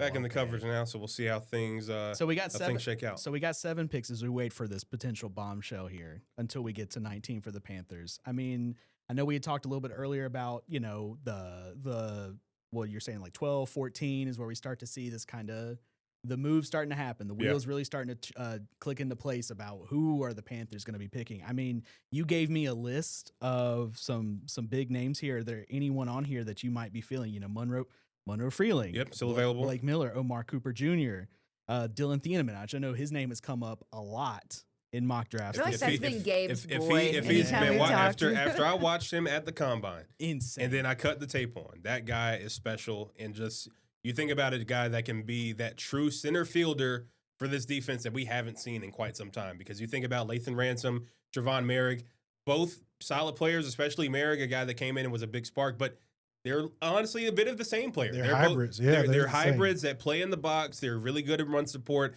They're pretty much, you can kind of say they're undersized linebackers in a way. Mm-hmm. With the position that they play, that big nickel, so to speak, I think having a guy like Thieneman to be that true center fielder, create some turnovers, create a spark for this defense, I think he could be a solid pick. But also even getting, you know, a true nickel corner as well. You know, Shaw Smith-Wade, kind of been an up and down run for him over the last couple of years. They did have Corey Thornton as well, who went down with an injury, put together some solid games. But I think having a guy like Thieneman that can be all over the field, be that ball hawk safety that they need, he would be a solid pick if he is still there. And I think, you know, that's somebody that Dan Morgan is certainly looking at and hopefully zeroing in on when that time comes around. His too. 40 and his vertical were nuts. No, I think he had the he's a 4th freak. overall 40, Yeah. second highest vertical in shorts. Special you know. talent. Yeah, Special you talent. no need doubt. that. I think Dan addressed that the front of the defense. Yeah. The second level with Devin With Lloyd, Devin Lloyd, as yeah. well. Now you gotta Jalen get- Phillips up front. Yeah. Let's take a look at that back end. Let's for get sure. a ball hawking safety on the back end. Turnovers are the key. That turnover margin is one thing defensive coaches, head coaches preach all the time. And when you look at these highlights from Thieneman, he's just around the ball. Tip balls, overthrows, that guy is coming down with it. Yeah. He has a feel for it. He has an eye for it. Yeah. And go and look at what the Philadelphia Eagles did a few years ago with Cooper DeJean and those guys. They changed that football team en route to a Super Bowl championship, and I think the Panthers could be on to something. I think if he's still there, it's a tough decision between those wide receivers that we name, but this safety right here I think is special. All right, Ty Simpson, quarterback from Alabama, is headed to the Los Angeles This is probably Rams. the biggest shocker so far in this draft. Ty Simpson going this early. I know the quarterback had been in talks for the Rams.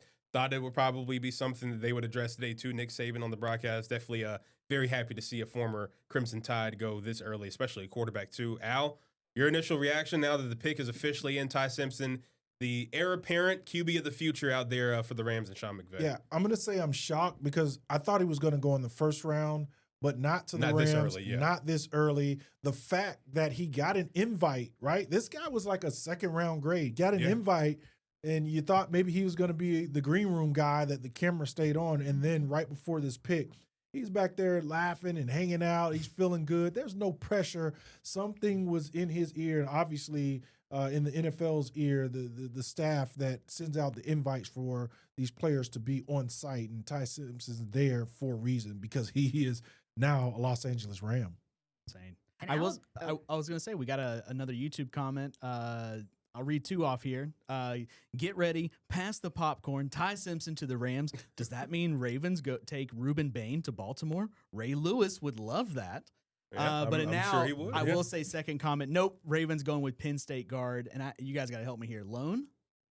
Olave Vega? Yeah. Ioane, yes. Okay, yes. Maybe just a typo here. They're going O-line, yeah. Yeah, there we go. Lamar Jackson's getting a little older.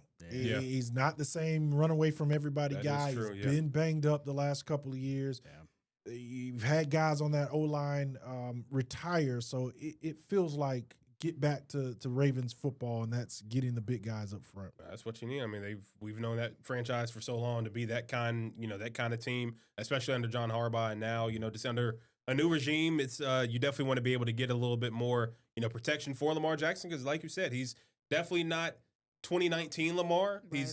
He's a far cry from what he was at first MVP time around. He's still in the pocket more, trying to show that he's still an elite passer as well, and you want to have somebody to protect him. So That pick is in. We'll see it here shortly as Ty Simpson continues to make his rounds there with his jersey after shaking Roger Goodell's hand. And we'll see what direction the Ravens go. A new era up there in Baltimore for them. Talk about a cool draft day story. Lamar Jackson, his whole story on his NFL draft, just being, the last guy there waiting to get drafted. I always thought that was, when you go back and you watch that video and just see how just amazing he's been in the NFL and how many people he proved wrong. That's just I hope he really looks back on that moment and sees just how incredible he's come from there. So really cool story there. Yeah, and the great Ozzie Newsome, man. You talk about the Hall of Famers, the great players he's brought into that organization, believed in Lamar Jackson. Lamar Jackson bet on himself that he wasn't going to work out and do all the things that teams were asking him to do at the combine as a wide receiver.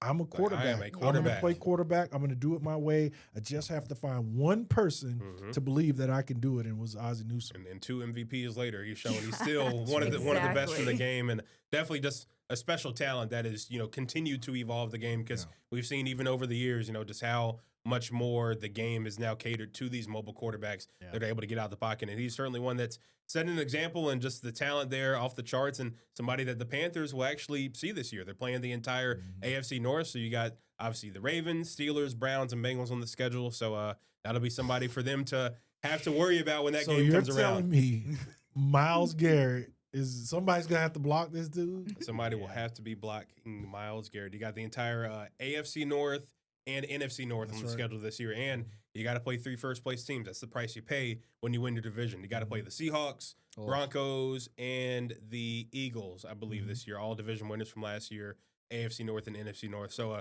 a tough road ahead. We'll get there when we get there, when the schedule officially comes out. Yeah, but one thing at a time. Yeah, those are the opponents. But for now, it's just adding, talent to the team. And just a few picks away, the Ravens pick is in. Right after them, another NFC South squad, the Tampa Bay Buccaneers. It'll be interesting to see what direction they go.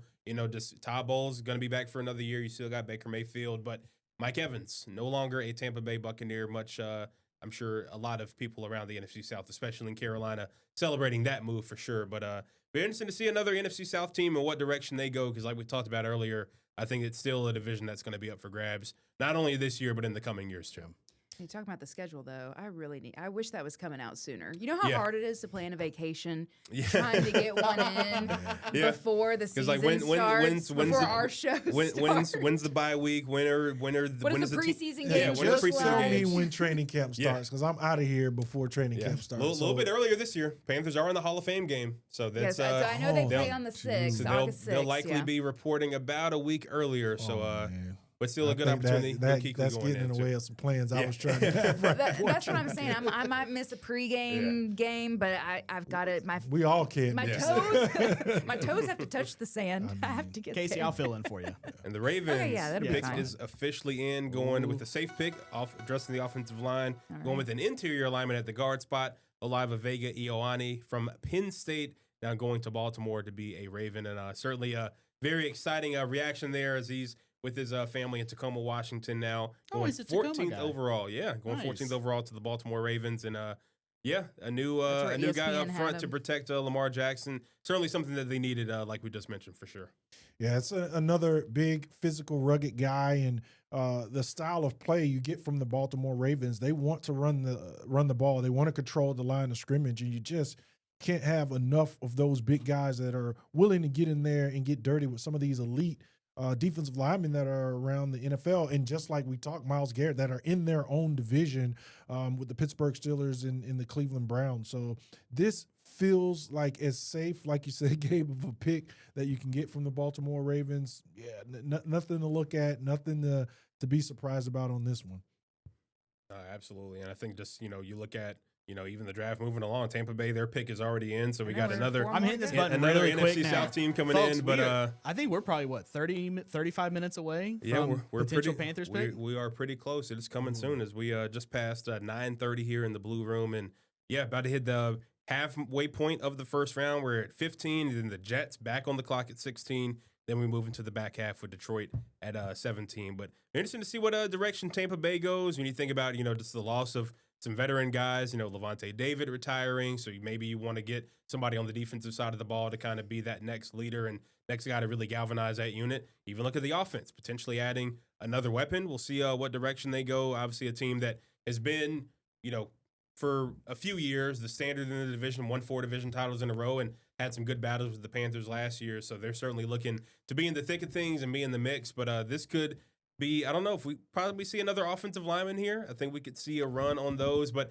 I know they got Tristan Wirfs and a lot of guys, maybe not the biggest need up front for them, but 3 offensive linemen here, early in the, 10 to 15 range here in the draft. But we'll see how things shake out. I think they are going to be thinking about the loss of Mike Evans with this pick. For sure. So I think they're going to go offense. I wouldn't be shocked if it's Kenyon Sadiq, the tight end. Got it. Yeah. That is not quite Mike Evans. He's not a receiver, but he's not the traditional tight end either. And I think that athleticism and his ability to create some mismatches, you see him here on some screen plays. He'll get in there. He'll try to block. He's a willing guy, maybe not the most stout tight end in the draft here. Not an inline tight end, but certainly if you're thinking another big body, another weapon for Baker Mayfield, a guy you can add and plug in to this offense, that might be your weapon there for the Tampa Bay Buccaneers. I'll honestly be sad to see him go because my eyes are locked in on difference makers right away for the Carolina Panthers. And even with the wide receivers that are still on the board, I think this guy could be the biggest difference maker out of that lot. What about KC? Is it Concepcion? Yeah, Concepcion. Yeah. How do you feel about that?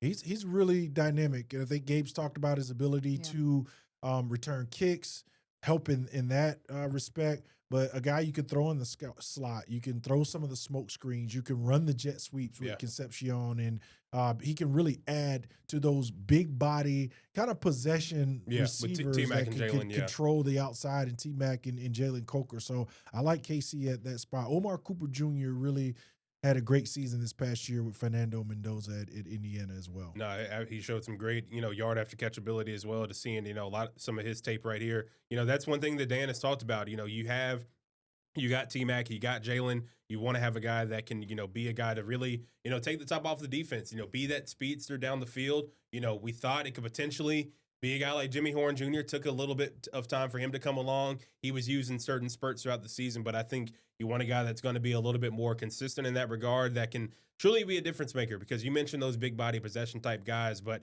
you want to have a guy that can, run that post, or he can take a slant, just 8 yards and turn it into 60 yards like we saw guys like Odell do back in the day. So I think, a lot of people, they're going to have their opinions if they go receiver for the 3rd year in a row, but I still think there's a lot of dynamic guys that they could go with at that spot there in 19, just a few picks away now. Well, as we're talking about some of the first-round draft picks, Austin, I think we got video of all these guys. We've talked about T-Mac and Leggett and showed some of those, and we've talked about Bryce. I want to talk about the guys that we've picked in the first round since 2020 and just kind of look at what they've done since they've become a Carolina Panther while we're waiting on them to pick. So 2020 we had, or I guess starting with Brown. Yeah, Derek Brown. Horn. Then we have Bryce, Leggett, T-Mac. Let's start with Derek Brown. I mean, what can't you say about this guy and everything that he's done for the Panthers? Yeah. No, he's been incredible. I mean, just even, coming off the injury last year, he was double teamed on 64% of the snaps. I mean, just having that much attention, but still being productive, over 70 tackles, career high in 5 sacks, something that we talked about before the show, just him growing as a pass rusher in that regard, because we know what he can do against the run, but he really unlocked a different element of his game as he returned to form. Obviously it was tough for him to miss the entire 2024 season. Last year, it felt like getting a first-round pick back. He's certainly been special in proving he's one of the best in the league at his position. Yeah, you're an offensive lineman. You're 330, but he's going to toss you around like a kid. It doesn't matter to him. You know it's coming, but you're going to be on a highlight every single week. Derek Brown is going to hip toss another grown man that's 330 pounds. So it's amazing to see every time I turn on the tape. Yeah, such a great pickup for the Carolina Panthers, and a great leader too. Yeah, you could tell that defense needed someone to step up and be a leader, especially after 2024. So having him back last season was really big for them. And then another leader in the backfield. I mean, you have Horn, who obviously is a guy who you need him to be on his A game every single game. And he wasn't always this past season. But he was someone who has just made such a huge impact for this defense. And here's the Tampa Bay Buccaneers pick, our next NFC South squad, and Reuben it is Bain Reuben Jr. Bain. So going from Miami up the road to Tampa, going to be on that edge, a guy that's going to be attacking this Panthers offensive line. There you go. Al, your initial thoughts on this pick? Everybody's talked about the short arms and everything, but this guy, we know he can produce at a very high level. He's going to be a guy that, is going to make, probably an instant impact for this team and this defense. Yeah, you know what? He had the same short arms at Miami. Yeah. These are the same guys. Yeah, like, exactly. knock it off with the short arms. I was blessed with long arms. Yeah. They certainly help keep those big guys away from your frame, away from your body, but they're not a detriment to his game because he is just flat out a football player. And sometimes you can't measure a football player. They are just football players, meaning this guy is going to put his hands in the dirt. I know his coach, Jason Taylor, Hall of Famer. I played with JT down in Miami.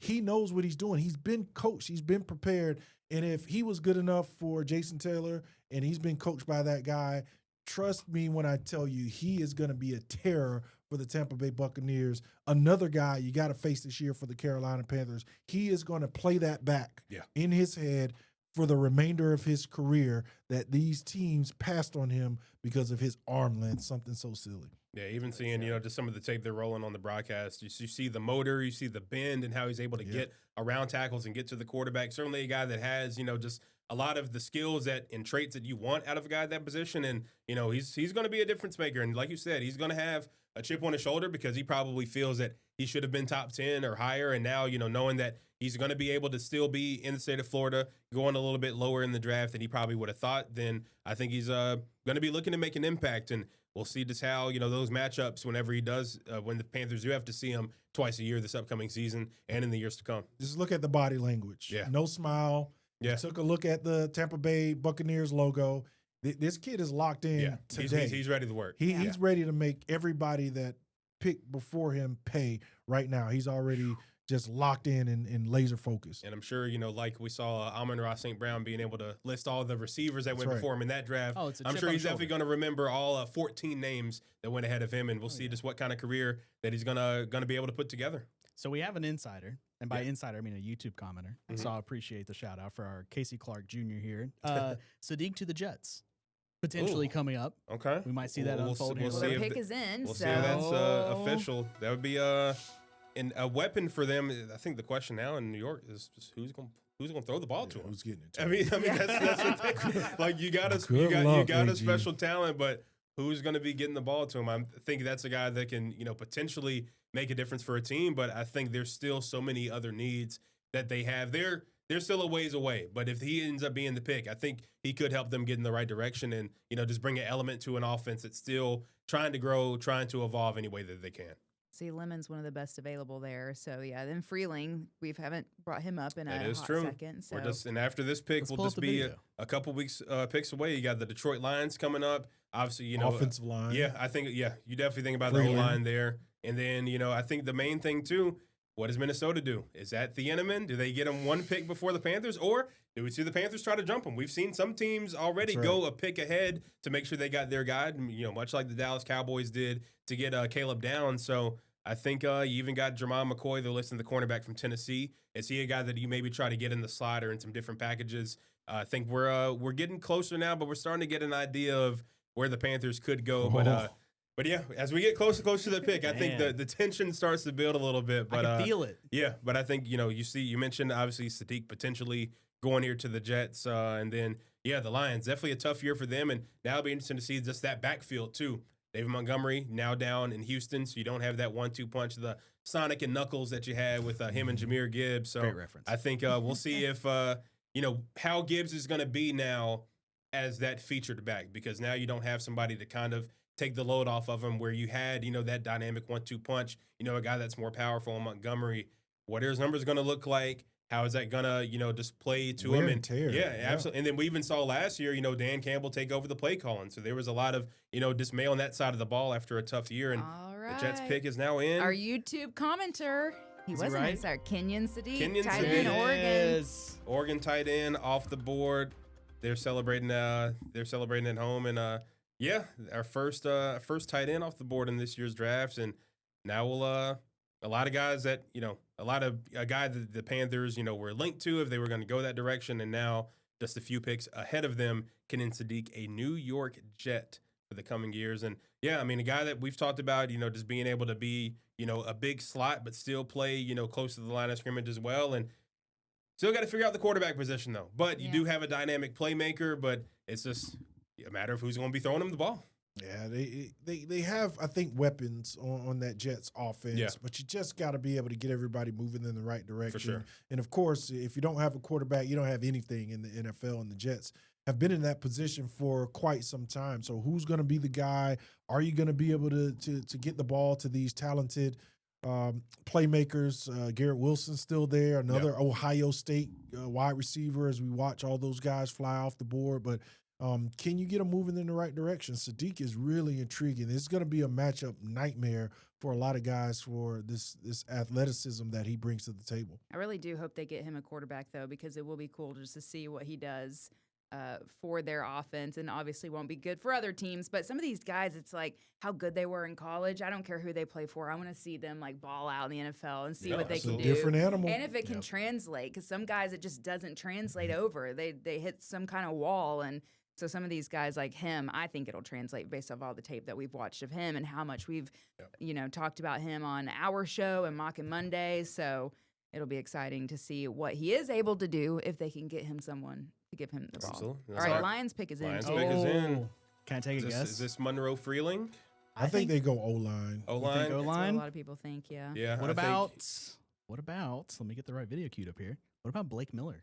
Hey, a guy out of Clemson. We've talked a lot about him on Mocking Mondays as well, possibly being linked to the Panthers. We know they have not drafted a Clemson player in their franchise history, despite having the strong ties to the school. So, that's a guy that obviously we've seen on tape, can really just move people and be a mammoth up front. But, we'll see if that ends up being the pick here as Detroit looks to continue to build that O-line. You got Penei Sewell, but you still want to be able to get a lot of other guys up there to be able to protect Jared Goff and clear those running lanes for Jameer Gibbs and company, too. And Sewell has some versatility because he can play right or left tackle. He can, We watched him and he can go catch passes if he needs to, too. I mean, that guy, he is an athlete with two Fs. That's right. So he's a special talent, no doubt. I spoke to a class Monday at Clemson. I did a Zoom with it was all girls, and they're all wanting to be sports reporters one day. And it was like, I don't know exactly. I guess it's like a club that they're a part of. But one of the questions they asked me when I was kind of done giving my presentation, do you think the Panthers are going to draft a Clemson player this time around? I was like, I don't know. Maybe if we, get a free agent or something. I was like, at least in the first couple rounds, I don't think so. But they were really wanting that, and I was like, well, I hope so. And then you guys can, come to the games and cheer them on and all those things, because we want everybody, like, we want to fill, or I say we, the Panthers want to fill Bank of America Stadium, and they did towards the end of the season. It was looking like a Panthers home game, because some of those games that, especially when the Chiefs come into town, it's looking half and half. The Bills, the Bills game, that was tough. Cowboys is another one. Yeah, there's been a number of games. Those are historic fan bases, though. Like you can't. when the Steelers come to town, Steelers, Niners, Cowboys, whenever they travel, they always will travel well. The Packers the same way. We saw that Christmas Eve a few years ago in Bryce's rookie year. That's always what you're going to get out of those teams, and that's going to be interesting to see too. And I think the Lions, you look at a team that came so close to Super Bowl a few years ago. If they just would have kept running the ball, maybe I think in the second half against the Niners in that game, probably a different story there. And then the next year they had the 15-win season. They followed to Washington as they made their run, and now last year, just kind of an up and down year. So we'll see, what the future holds for them. Another NFC North team that Carolina will see this year. Actually, these next two teams with Detroit and Minnesota. So these picks are going to be very crucial when you think about what direction these two teams go, because the Panthers are going to have to see both of them on the schedule coming up this fall as well. I mean, you lose if you're Dan Campbell, you lose both coordinators. It takes its toll. Just go back to the Eagles a couple years ago. When they lose both of their coordinators, they take a little dip, but they bounce back. For sure. Hopefully, Dan Campbell and the culture that he established, because he's built a strong one there, that they can bounce back right away. I mean, biting off kneecaps and all. I mean, he said, like, I think it was that 15-win season. He was like, you really only get a real, one realistic shot. It's tough to get back. I mean, Al, as you know, you made it there, and it was a tough ending, and had NFC Championship a couple years later. It's hard to get to that point for any Right. team. Yeah, for sure. Steve breaks his ankle Yeah. opening day against the Green Bay Packers against one of our former teammates, horse collars him. He breaks his ankle, and that season is shot. Then he comes back in 05, and he wins the Triple Crown. Yep. But we lose every running back. We go up to Seattle and just get smoked in Yeah. the NFC Championship. Made a good run, though. Yeah, Made for a good sure. run to the NFC Championship, but that's it. Yeah. 2 playoff runs in 10 years that I played in the NFL, 03 and 05. And you think you're going to keep getting back, but it's fleeting. It just shows how hard. I mean, even when you look at, the Panthers, coming off last season, are they going to be able to replicate and build off what Keep they going, did? That's the thing. It's a clean slate every year. Yes, they've made some good additions and hopefully make another one here coming up in a couple of picks. But it's hard. I mean, because every team is, making additions and subtractions as well, and they're all going to look completely different from year to year. And Roger Goodell at the podium now. We'll know the Lions pick here officially coming up in just a little bit, what direction they go up there in the Motor City. I'm sure Joey Ellis, a member of the CSL team, is very locked in right now to see what direction they go, his squad, as he is from the great state of Michigan as well. Talking about how hard it is to, make it to the playoffs and things like that. My friend, Maddie Glab, she is the team reporter for the Bills. That's kind of what's keeping, not what's keeping her at the Bills, but she, one day, wants to start a family, all these things, but she's like, I just can't leave this job yet. No, I can't not do yet. it yet. You're like, close. we're so They close. are. I've got to stay. And she loves the job. She doesn't want to, but, you just always think about those things. And so she's kind of like, not like the players, but it's like you can't, it's hard to let go. It is. Football, I feel like, especially when you work for a team, the highs, they're so high. And you The ride lows are you so ride low, every but moment you ride and it's hard to leave, but it's exciting. I think that's why people love sports. Yeah. Oh yeah. All right, Blake Miller. Blake Miller. All right, From Clemson. Clemson. For the, Officially for off the the board. Vikings. No, he's going to the Detroit The Lions. Lions. I'm Yes. losing track. I'm trying to keep track of all the picks here. Blake you guys Miller. have That's one. okay. You knew First, they needed first an Clemson offensive Tiger off line, the yeah. board. Yeah, they needed an O lineman, and first Clemson Tiger off the board. They got a couple of guys that are expected to be first round picks. You look at Peter Woods, the defensive tackle as well, that's put together a solid career. Probably later there in the first round, but Blake Miller, you watch the tape, you see a big guy that has a lot of size and can move people out there on the offensive line, which is what you want to see. And Lions definitely addressing a big need there up front on the O-line for sure. Yeah, so I'm going to go opposite on the arm length thing. You look at Miller, he's scratching his knees while he's in his stance because those arms are long. You talk about punch, physicality, explosion off the line of scrimmage, and he is the prototype of what an offensive lineman should look like, For sure. 6'6" and 317 pounds. With those long arms right there that you see, man, that guy's going to be able to move some people and do a good job. And you knew Detroit needed to upgrade that offensive line and protect Jared Goff, and there you have it. All right, we are now 2 picks away. Crazy. Vikings pick is in. This is the Oh one. my Play this God. down. This is it. So will they take the Inman? We might hit our Panthers pick just in time for the top of Queen City News at 10. We just might. Oh We my just God. might. The Vikings pick is in. Do they go for their replacement to Harrison Smith? Did they snatch Dylan Thieneman a pick before the Panthers? Or It's a big prediction. well, we shall see. And then The enemy's gone. It's wide receiver. it's a wide receiver. So is I'm Mekhi Lemon a Carolina Panther potentially? Ooh.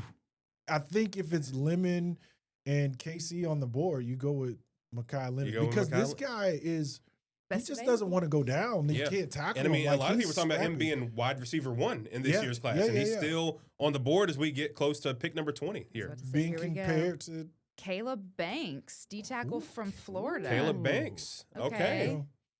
Caleb Banks going All to right. the Vikings. So now the Panthers are in a good spot. Wide you got open. you got They Thieneman can and you get- got Mekhi Lemon there on the board. I thought for sure with Harrison Smith gone from Minnesota that Thieneman would be the guy to be that replacement for him as that free safety. So now Dan Morgan, he's in a good spot. It's Really? he's probably making that call right now as we speak at Bank of America is Stadium. this a harder decision now? Does that make it harder for Dan because you have so many Like good 4 or 5 players right guys, there? yeah. I think that makes you have to go on the Well- scouting, the preparation, and trust. Everything that you've put together leading to this. You have to trust the work that you've put in for maybe a year leading back to the last draft that you've done, the package that you have on these guys, because this is a difficult decision. Well, the Panthers pick is in. What? Oh, Dan So we Morgan can was play quick this on that out. one. Wait, this is the new dramatic Panthers There pick. you go. The Panthers pick is in, folks. It's in. We're here. Probably gonna go All right, like this is very 7 dramatic. Commercials. Yeah. All right. Wow. Panthers at 19th overall. The pick is in for the black and blue. Dan Morgan about to change a young man's life forever with this draft pick, and we'll see just exactly who it is, who's going to be the latest first-round pick for the Carolina Panthers at 19th overall, joining the reigning NFC South champions. There's a lot of directions Cali that could go here. connection, man. Just keep bringing in the West Coast guys, Dan. Just bring in the West Coast receivers. This is definitely going to be interesting to see just what direction they go with a number of guys that they have been linked to heading into the draft still on the board.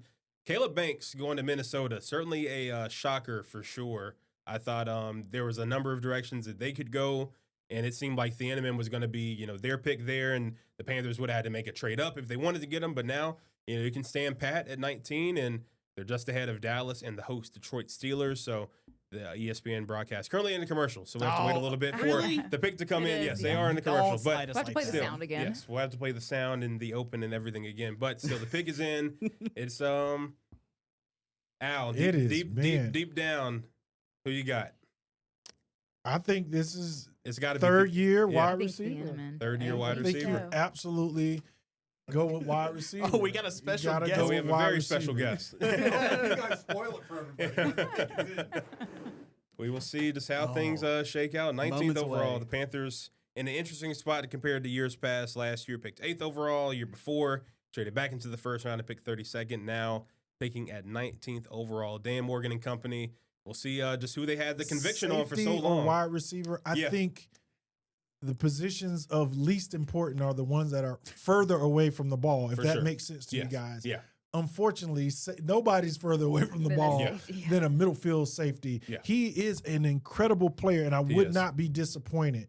But Mekhi Lemon, Cooper, Concepcion, I mean, my goodness. There's a number of directions they could go. There's still a lot of talent on the board, and definitely a lot of guys that can make an immediate impact. Shocked would be freely. It would be offensive line. No, absolutely. Because I think there's still a lot of guys with value. Like you even look at Lomu from Utah as well that played with Fano. He's a guy that I think they could potentially address tomorrow and day 2.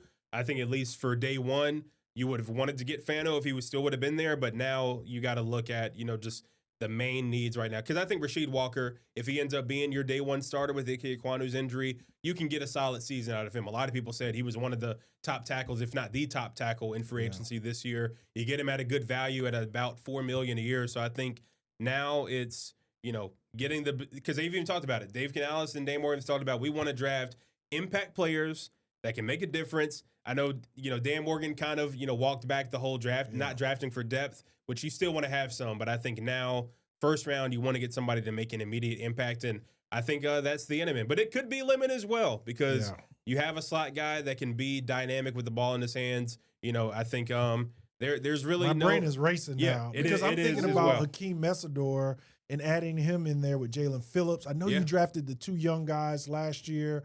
But if the Giants have made a point, you keep drafting those edge rushers. You keep have a solid rotation. I mean, similar to how you guys did when you played. I mean, you had just like the Giants did in their Super Bowl runs. They had a deep defensive line. No, that's what you want to be able to have. Guys that can get after the QB, and the pick has been in. ESPN back on the broadcast, so we should be learning that pick shortly on who is going to be the newest Carolina Panther. And going to do the welcome walk and everything on Friday. Casey Funderburg, you will be out there for that. Very exciting. To see them banging the keep pounding drum and get their jersey, press conference, the whole 9 yards. Yeah. Always a special day that we've been able to have over the years. And we'll find out here shortly who that guy is going to be coming to Charlotte here tomorrow. Now we're just 2 minutes away from Queen City News at 10. And we'll be hitting at the top of the show with some breaking news here. This is very exciting. Here we go. Roger Goodell at the stage right now. We are about to learn the newest Carolina Panther with the 19th overall pick, and it is Monroe Freeling. OT from Georgia. Monroe Freeling is the newest Carolina Panther offensive tackle out of Georgia. Al, your first reaction? I'm shocked, but I said that last year about Teteroa McMillan. This is a guy that I thought was going to go a lot earlier in the draft, so that's a good sign that he kind of fell into the lap of Dan Morgan, and it's about value, right? We talked about Ike Ekwonu and the injury. When is he going to be better? Rasheed Walker talked about that, but also the big guy, the veteran. Timo is getting up there in age, and when you start to prepare to transition away from one of the most consistent players in Panthers history, certainly I think the best right tackle that's been in this organization. So, man, what an incredible pick. I think this is shocking because of all the skill position guys that were still on the board, but certainly a need for the Panthers. Yeah, absolutely. I saw his name pop up at the bottom where they're saying, like, here's the best available. And we've talked about how, Dan Morgan have said, we're going to take the best guy who we see fit. But I'm a little shocked that they went offensive line. I know we talked about it just because of all the movement. We talked about at the beginning of the show, not knowing people like Icky, what's going to happen with him, Timo just getting up there in age. But I am shocked because it's almost like they're building depth, and they've said they're not looking to build depth. To me, that's a depth choice. Absolutely. I mean, because you look at, Rasheed Walker, you gave him obviously a value 1-year deal. You're counting on him to potentially be that day one starter. You talk about Taylor Moton, probably his last contract in Carolina after getting that extension, and you get some depth here. And the Philadelphia Eagles now 1 pick behind them. Their pick is now in as well. We'll see what direction they go here at 20th overall. They get Mekhi Lemon 1 pick later. So, and guess who plays each other later this year? 2 hours in this room will do that. The Eagles and the Panthers. So, and we already know they're going to move away from A.J. Brown, right? That been determined post June 1st. Pretty much, yeah. He's going to go to the Patriots. So now J.C. Horn and Mike Jackson. This is another guy they'll have to see. Just your thoughts on the guy that we thought would be coming to Carolina, now going 1 pick later.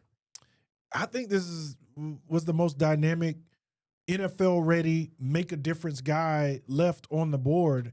And maybe, the trust that was built with that wide receiver core and bringing in a guy like Mechie is the difference that you feel like you didn't need to go out and get another wide receiver. But, yeah, it makes it even more shocking when you see Lemon go the pick afterwards that Dan Morgan, Dave Canales took an offensive lineman. I will say the depth in the offensive line group was very, very important last season. We saw how important that was. Mm-hmm. But even Mechie coming in, like, that's exciting. Obviously, him and Bryce have a connection. They played really, really well together in 2022. But he hasn't proven himself enough in the NFL to be that guy at the wide receiver position. So and obviously Leggett had a tough year as well. So the fact that, Casey, sorry to interrupt. We're actually going to, here in just about 30 seconds, we are going to check in with Brian Blakely, who they are just now teasing the pick. So I'm going to set us up, and we're going to do some TV streaming, so stand by.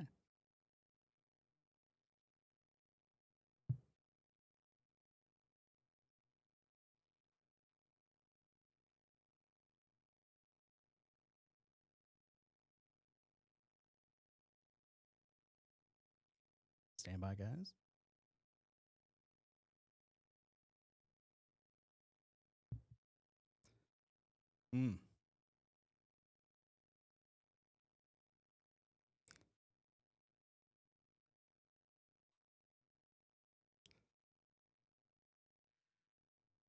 Brian, what a great way. What a nice play of words. The feeling over Freeling. Guys, we are streaming live here with Carolina Sports Live Plus.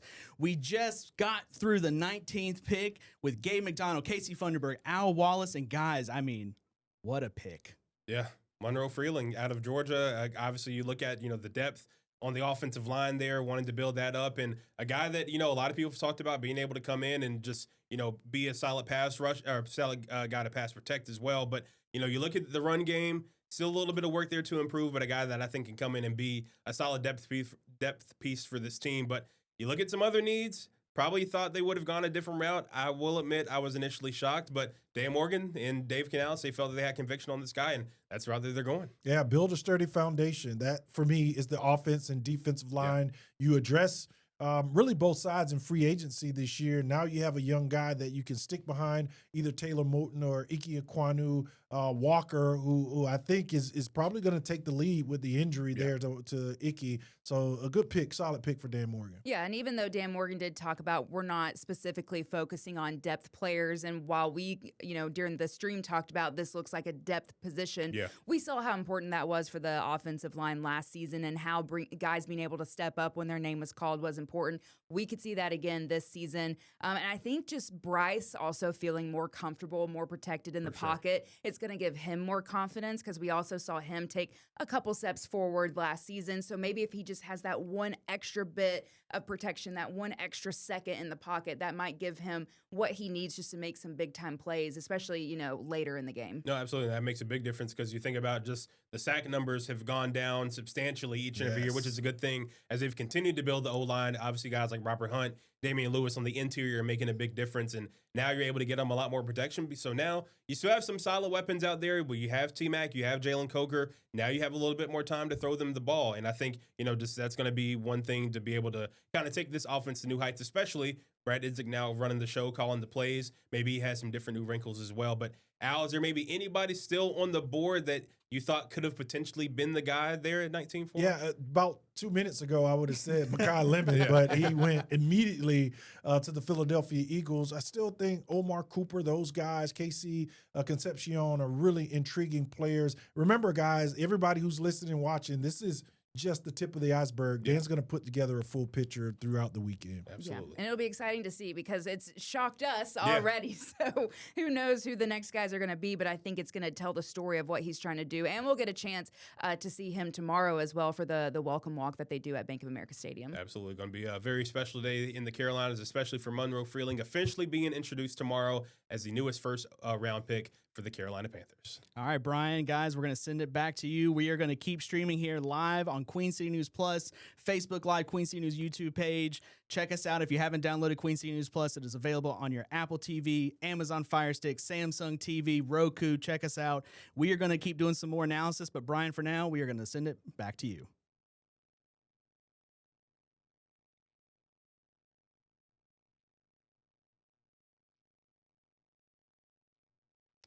All right, folks, we are clear from the regular news, and now we can get back to the Monroe Freeling. I mean, huge. Yeah, it's still Dylan Thieneman was right there. He was right there, and I really thought with him once he passed Minnesota. In my head, I was like, because I knew Minnesota right before him. I'm like, okay, Harrison Smith is gone. They want to get somebody back there. Yeah. And, you look at the free safety spot for the Panthers, haven't really had just a true, ball hawk in quite a while. And they go a different direction. And, it'll be interesting to see just how this O-line comes together with, Monroe Freeling now being a part, coming from, obviously, a great program where he was developed down there in Athens, Georgia, too. Well, just imagine if Bryce had a couple extra seconds in the pocket in that last game with the Rams. No, Obviously, true. the defensive play there at the end wasn't solid, but I feel like if he had just a little 1 or 2 more seconds there at the end, that would have made a difference. And maybe this is exactly what Freeling can come in and do. He can be that 1 second difference maker that Bryce needs and that some of these guys, are going to need on the offensive side, or for T-Mac to be able to run his route. And Bryce, I don't know. I'm still shocked. I really did not think offensive line, even though we talked about offensive line a lot during Mock and Monday. I just with how it's not going to happen. With how deep the tackle spot was, I thought it would be probably a day 2 thing. And now, Al, now that we know Monroe Freeling now 19th overall, got 2 picks coming up tomorrow in round 2 and 3, and then still have I believe 3 or 4 more on Saturday. Biggest need now that they've gone offensive tackle. What else do you think they need to address now, just in the next couple of days? Yeah, I still think you got to address the back end of that secondary, that defense. You did, draft Lathan Ransom, but again, you have guys that are in that similar build and expertise of playing inside the box. But playmaker is always going to be right there for me. I still think this offense is void of a true playmaker. Now, when I say that, it doesn't mean that, T-Mac is not a playmaker. Right. certainly Jalen Coker, some of the explosive plays that we saw from him. But I look at the tight end position. I look at somebody in the slot that can really shake up defenses on crossing routes, on return routes, that can catch the ball and get upfield for Bryce Young, be that check down. This offense hasn't had that position in a long time. And then Brooks, is he going to be healthy? True. He could be that guy that's already on the roster that we're discounting that can be that matchup nightmare. What do you think we could potentially – I know we haven't seen much of him, but everything, it seems to be going smooth with his rehab. What do you think we could potentially see out of him despite the small sample size? But we know what he was able to do in Texas. Does that translate over? I think what's kind of the outlook for him, now heading into what would be his first full season? Yeah, before the injuries, he's in that same vein as a Jeremiah Love of, those guys that can catch the ball out of the backfield, that can line up in the slot like Christian McCaffrey, that can do so many things, that is big enough. If you've seen him in person and physical enough, I watched him stand next to Thomas Davis, who played linebacker, and I was that's a big dude. Right, yeah. And so if you can keep him healthy, if you can keep him on the field, I think the expectations are through the roof. And you do have the safety. I hate to call Chuba a safety net. He's just Mr. Consistent. So he's going to be your guy. But if you can sprinkle in a little Brooks in there as a change-up backs, maybe you can get your own version of Sonic and Knuckles here in the Carolina. Possibly. Be good. I will say, guys, as we kind of hit last few minutes here, this has been a really delightful 2 hours with all of you. This is you all are such a wealth of knowledge when it comes to this. Al, I expect it out of you. But I mean, really, this has been incredible. Final thoughts, day one of the draft for the Panthers. Gabe. I think for me, it's just still the initial surprise of the pick. I think it's kind of even is more carryover from last year. I mean, Al, I remember we were together on draft night. We thought for sure, I was thinking Jalen Walker. We all saw the reaction from him at his draft party in Salisbury. He was rather disappointed, goes to a division rival. Obviously, T-Mac is able to put together the season that he did. It remains to be seen, just what Monroe Freeling is going to translate to at the next level. A lot of people have talked about just, the run game, needing some improvement there as far as his blocking in that aspect. We'll see how quickly he's able to come along at the NFL level. But tackle was a need.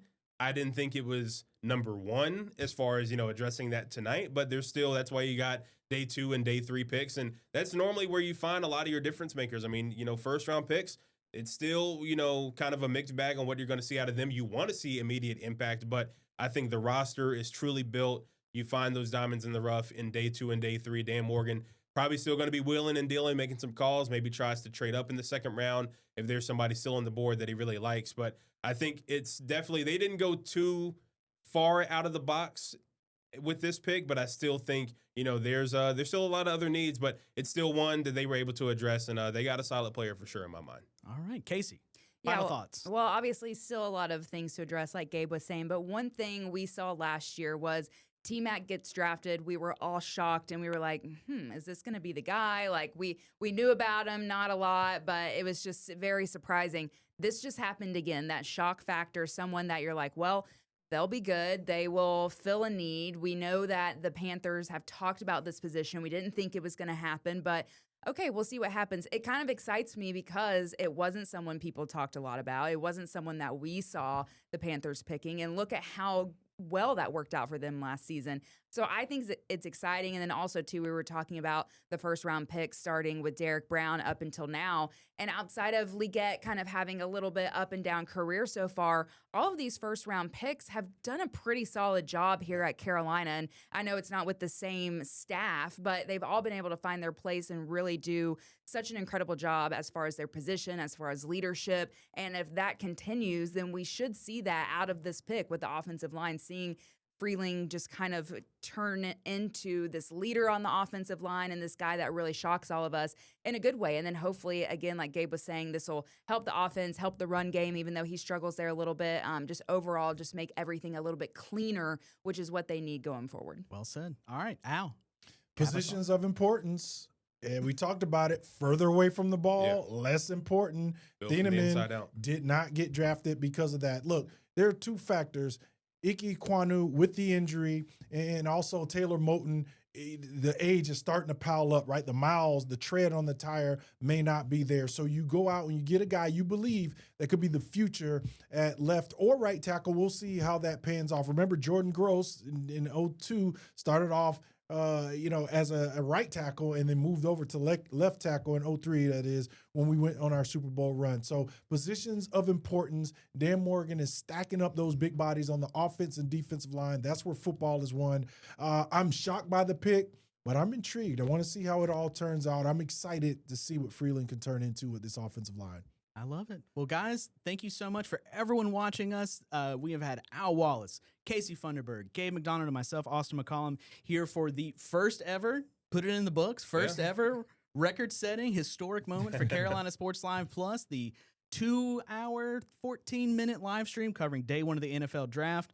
You guys got to get ready for the 11 p.m. Carolina Sports Live. Lots of insight. You too, Casey. I know you're going to be getting ready for, I know tomorrow's going to be a huge day. Yep, got Very the exciting. welcome walk. The welcome walk tomorrow around noon, I believe, is when it starts. So I'll be up.